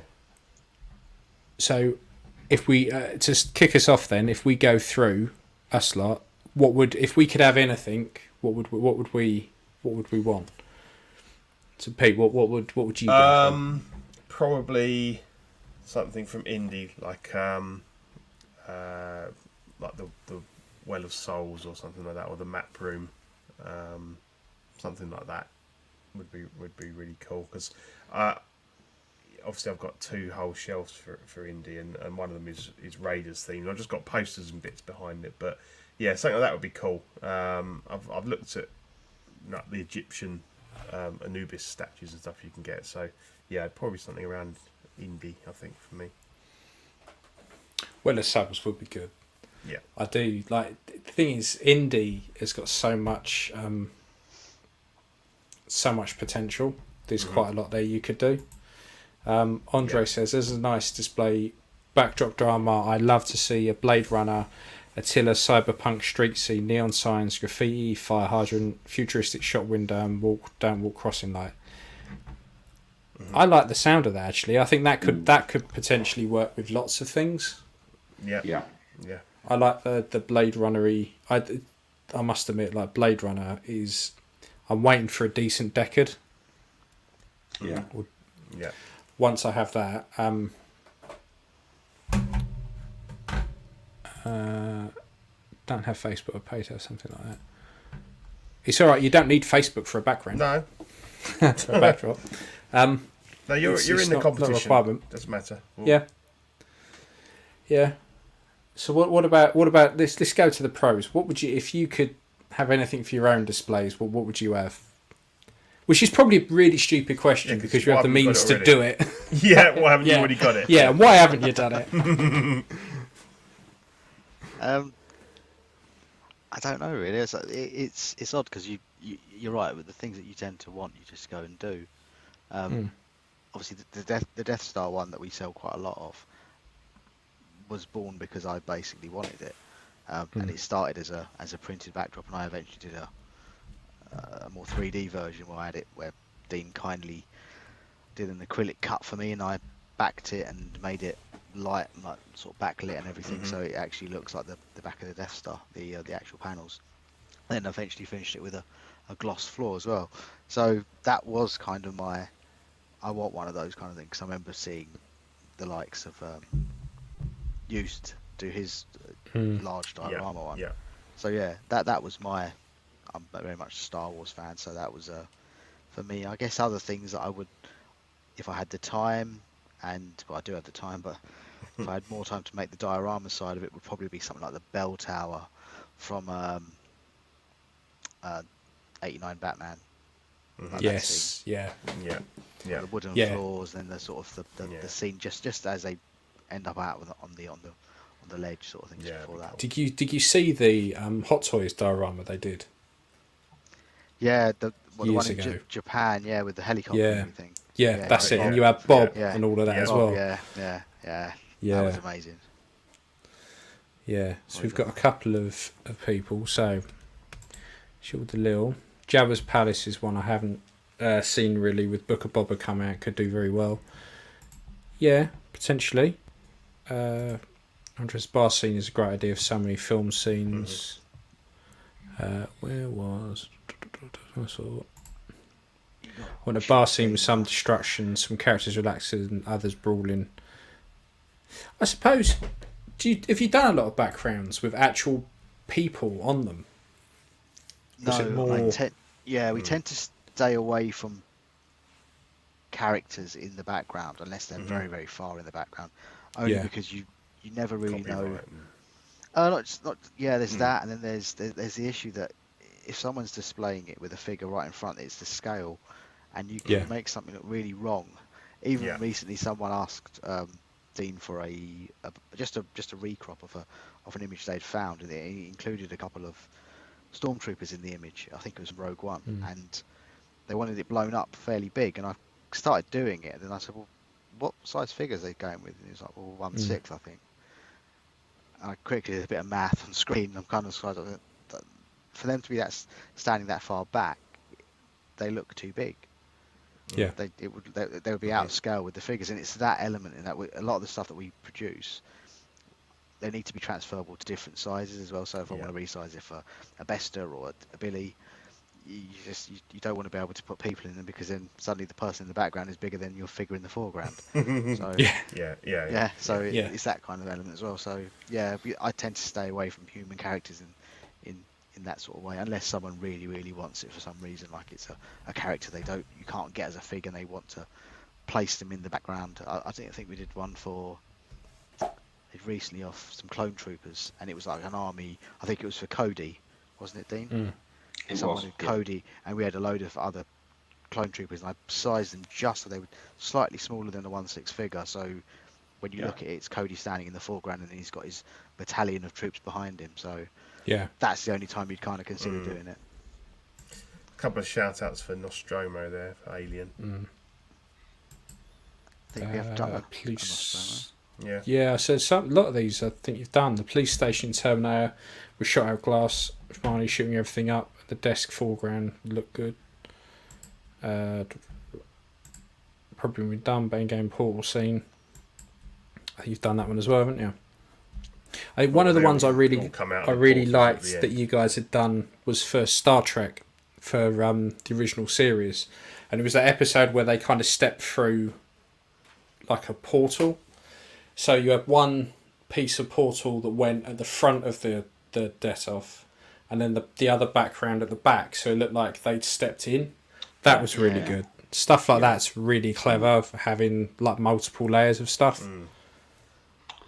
Some of my favourite displays have been very basic. Like I did a 007, and you know the first scene of 007 when they've got the circle, and 007 walks across, and he turns and shoots, and then the blood runs down the screen. We literally just did a white box. We put the 007 at the back, and we cut a hole out with the blood coming down, and then we stuck the figure through the hole, and it just looked $1 million. Really looked good. Yeah, sometimes the more basic things are, the better it is. Yeah. Like, definitely. Because, like, I keep thinking, like, I've got the giant cube down there, and I've got all the Evil Dead figures, and I keep thinking, I'd love a cabin. Like, make the cabin inside of there. But, but like I said, with scale. So, the problem with that is if I try and do it, it's all going to be completely out of scale, because suddenly the cabin's going to have the highest ceilings known to man. It's going to be some weird like church cabin. It won't work. So I need to think of because I could just do the floor and the back, and it probably wouldn't look too bad. But it would be great to have a cube or something that was a reasonable size to be able to make a mini cabin or something in there. Yeah, I mean, that could be quite good. I think to get the scale, you'd have to chop the sides up, and you'd have to get it going into an angle like this. Yeah. To get the scale right. Yeah. But that could definitely be done.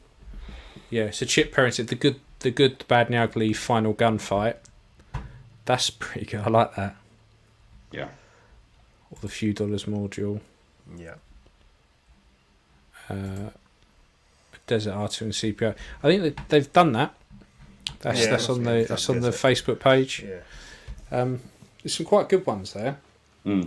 But I think there's a lot of them are stuff you've already done. Because they might not necessarily know about you guys or looked at your Facebook page. So there's probably a lot there that people are after that you can already do. Yeah, there's so much on the page that you could spend hours looking through. Yeah. Over the time we've been doing it, people have asked for let's say a Nostromo, and we've already done it with as a 3-wall base, and it's really done well. And that's the thing as well, is you can kind of you can either go with just the backdrop or the floor, or you can go the side, so you can kind of go as mad as you want, really, which is quite nice as well. Yeah, I've even asked for ceilings as well. Yeah, a ceiling piece to go in as well. So yeah. Yeah, because I think we chatted about that for the Mines of Moria, but I didn't bother in the end because it's down on a lower shelf and you never don't see it at all. But definitely having the sides made a massive difference because it kind of just pulls you right into that scene there. Because I have the opposite with mine, where in this whole display case, the only floor you end up seeing is the bottom shelves. All the others, you just don't see it. So there's no point in having a floor to any of it. Yeah. And then because I have the shelves, having sides is a pain in the arse because it means having to put a slot in, and then that's it. That shelf can only ever go there. So I really like my display cases, but for some of the stuff I want to do, they're really impractical. Because I'm locked into certain things, and because I quite like, I don't settle on anything for more than 5 minutes before I want to move it about. Yeah, see, that caused me some grief, that display, because I had to move shelves in the billy because they're kind of at set levels. The middle one's set, but I wanted to get 5 levels out of that, and obviously I knew that I had to have a certain height because of the height of the tomb and Gimli and stuff like that. So. There was a lot of chopping and drilling of the billy to get that right, but it's worked out and it hasn't fallen apart yet. So, but yeah, as you say, sometimes you either have to work with what you've got, or you make what you've got work for what you want it to do, kind of thing. So you have to consider we've got a couple that as more well. here. Ruined Berlin for World War II, Captain America. You've got something similar though, haven't you, Dean? With your Saving Private Ryan. Oh yeah, that's right. Yeah, from Rommel. Yeah. I quite like this. Looks quite good. Yeah. Yeah, that was probably one of the favourite things I've ever worked on. Was that Saving Private Ryan one, and then when you had the bike and all of that. Well, like Pete said, pick a scene and then run with it. And for me, Private Ryan, when he's taking his last breath, that for me is just that's the scene, Yeah, because when I painted the figure and weathered it, I took photos of it. People were like, "Oh, well, with the blood on it, you can only really do the one scene." I was like, "That's what we do. That's the point. That's what we're doing. Yeah. That's the idea. Like, it will make sense when you see it all finished. Like, it came together really well. And going back to the 3D elements, I've put a bike in there as well that is propped up against. And when you put the backdrop in with the bike and then the figure, it just all comes together. And I'm really happy. One of my favourite displays. Yeah, it came out really well. How's your battery doing, Dean? Good, mate. Good. Oh, we're good then. We're good. So we got the full moon. Yeah. So we got the full moon woods from Wolfman. That's not a bad idea. The Rainbow Bridge and Asgard for Thor. I think you've done that one as well, haven't you? Yeah, we've got that one up. Yeah. Yeah. So look, I think keep them coming in the comments. Yep. And we are going to run through the rest, the Patreon slides and stuff. Yeah. But keep them coming, and I will keep taking photos, and we will have a little conflab probably tomorrow, because I don't think it's probably something we're gonna want to talk about at 10 to 12 at night. No. And then we will post in auxiliary the one we think is probably the most original. Cool. So, Mr. Peter, take us through the patrons. At the time of the show, we want to thank all our... Just very, very quickly before you do.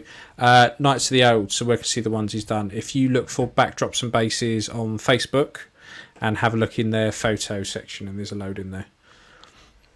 Cool. There you go, Mr. Peter. For the next show, I'll add it to my little stream deck so I can drop the link in. Yes. So we'll do that. So just like to thank the Patreons, Sean Fear, Ian Seaby, René Mendes, Eric Mariscal, Quinn Aguirre, Leah Hernandez, King Louis, Mark Pearson, Paul Schreiber, James Colley, Joao Brader, Equam, Chris Valencerina, Danny Lee, Deanie Martin, Stephen Crett, Big Fern, King Zach, Caesar Marroquin, Mike Cruz, Lisa Martin Bermondsky, Rick De Gregorio, Alvin Jules, John the Everyday Collector, Ricardo Valdez, Jose CZ, Bowler Boy, Jimmy James, Mario Cortez, Stephen Purchase, Sean Yautsy, Scott Bradley, Stephen Maria Stanley, Jesse Contreras, Eddie Manzanares, Joe Corpus, Louis Bennett, and Kevin Vega. Thank you all very much for your continued support of the network. Really appreciate it. Yeah. Just thanks a lot. Just dropped a link in the description there for anyone who wants to go and have a little butchers. So yeah, if you're not already a patron, you want to sign up. We've got 3 tiers. We've got the Sweet Angel tier. Includes a sticker sent straight to your door, as well as access to Ox After Dark replay.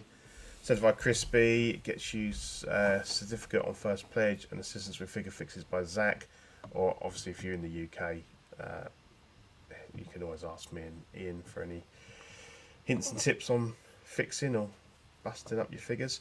The Water Guy tier, you get a 80x24 silhouette poster on first pledge and doubles all the stickers, so you can give them all to your friends and family. You get some more subscribers to the show. The lucky buggers. Yep.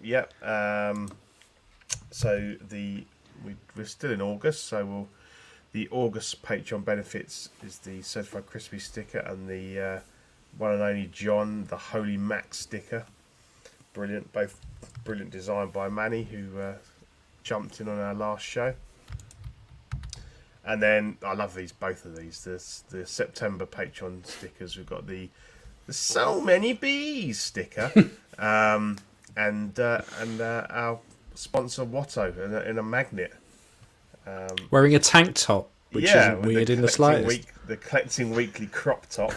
But yeah, that's really cool. So when the Empire took over, it just went to shit for Watto, didn't it? He had to turn tricks on every corner, didn't he? He had to pimp himself out. Did you see that meme with Qui-Gon, where he was like, "I do not accept Imperial credits," and then the next scene is like, "So was Watto also Borat?"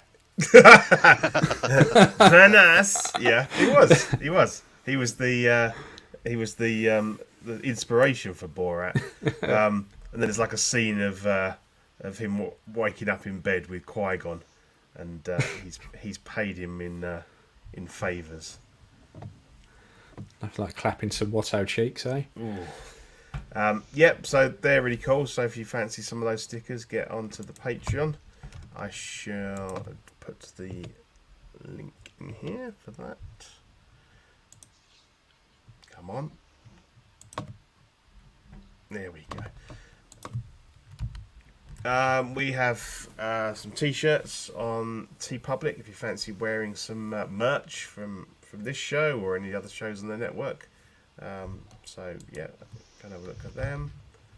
And as always, I leave this bit to Ian as he enjoys. So Andre's just got a quick comment. Has Backdrops and Bases got an Instagram or YouTube? Yeah, Instagram is backdrops_bases. Cool. Blinding. So the network. So for those of you who don't normally listen, this is where I just slag off everyone else on the network for 5 minutes.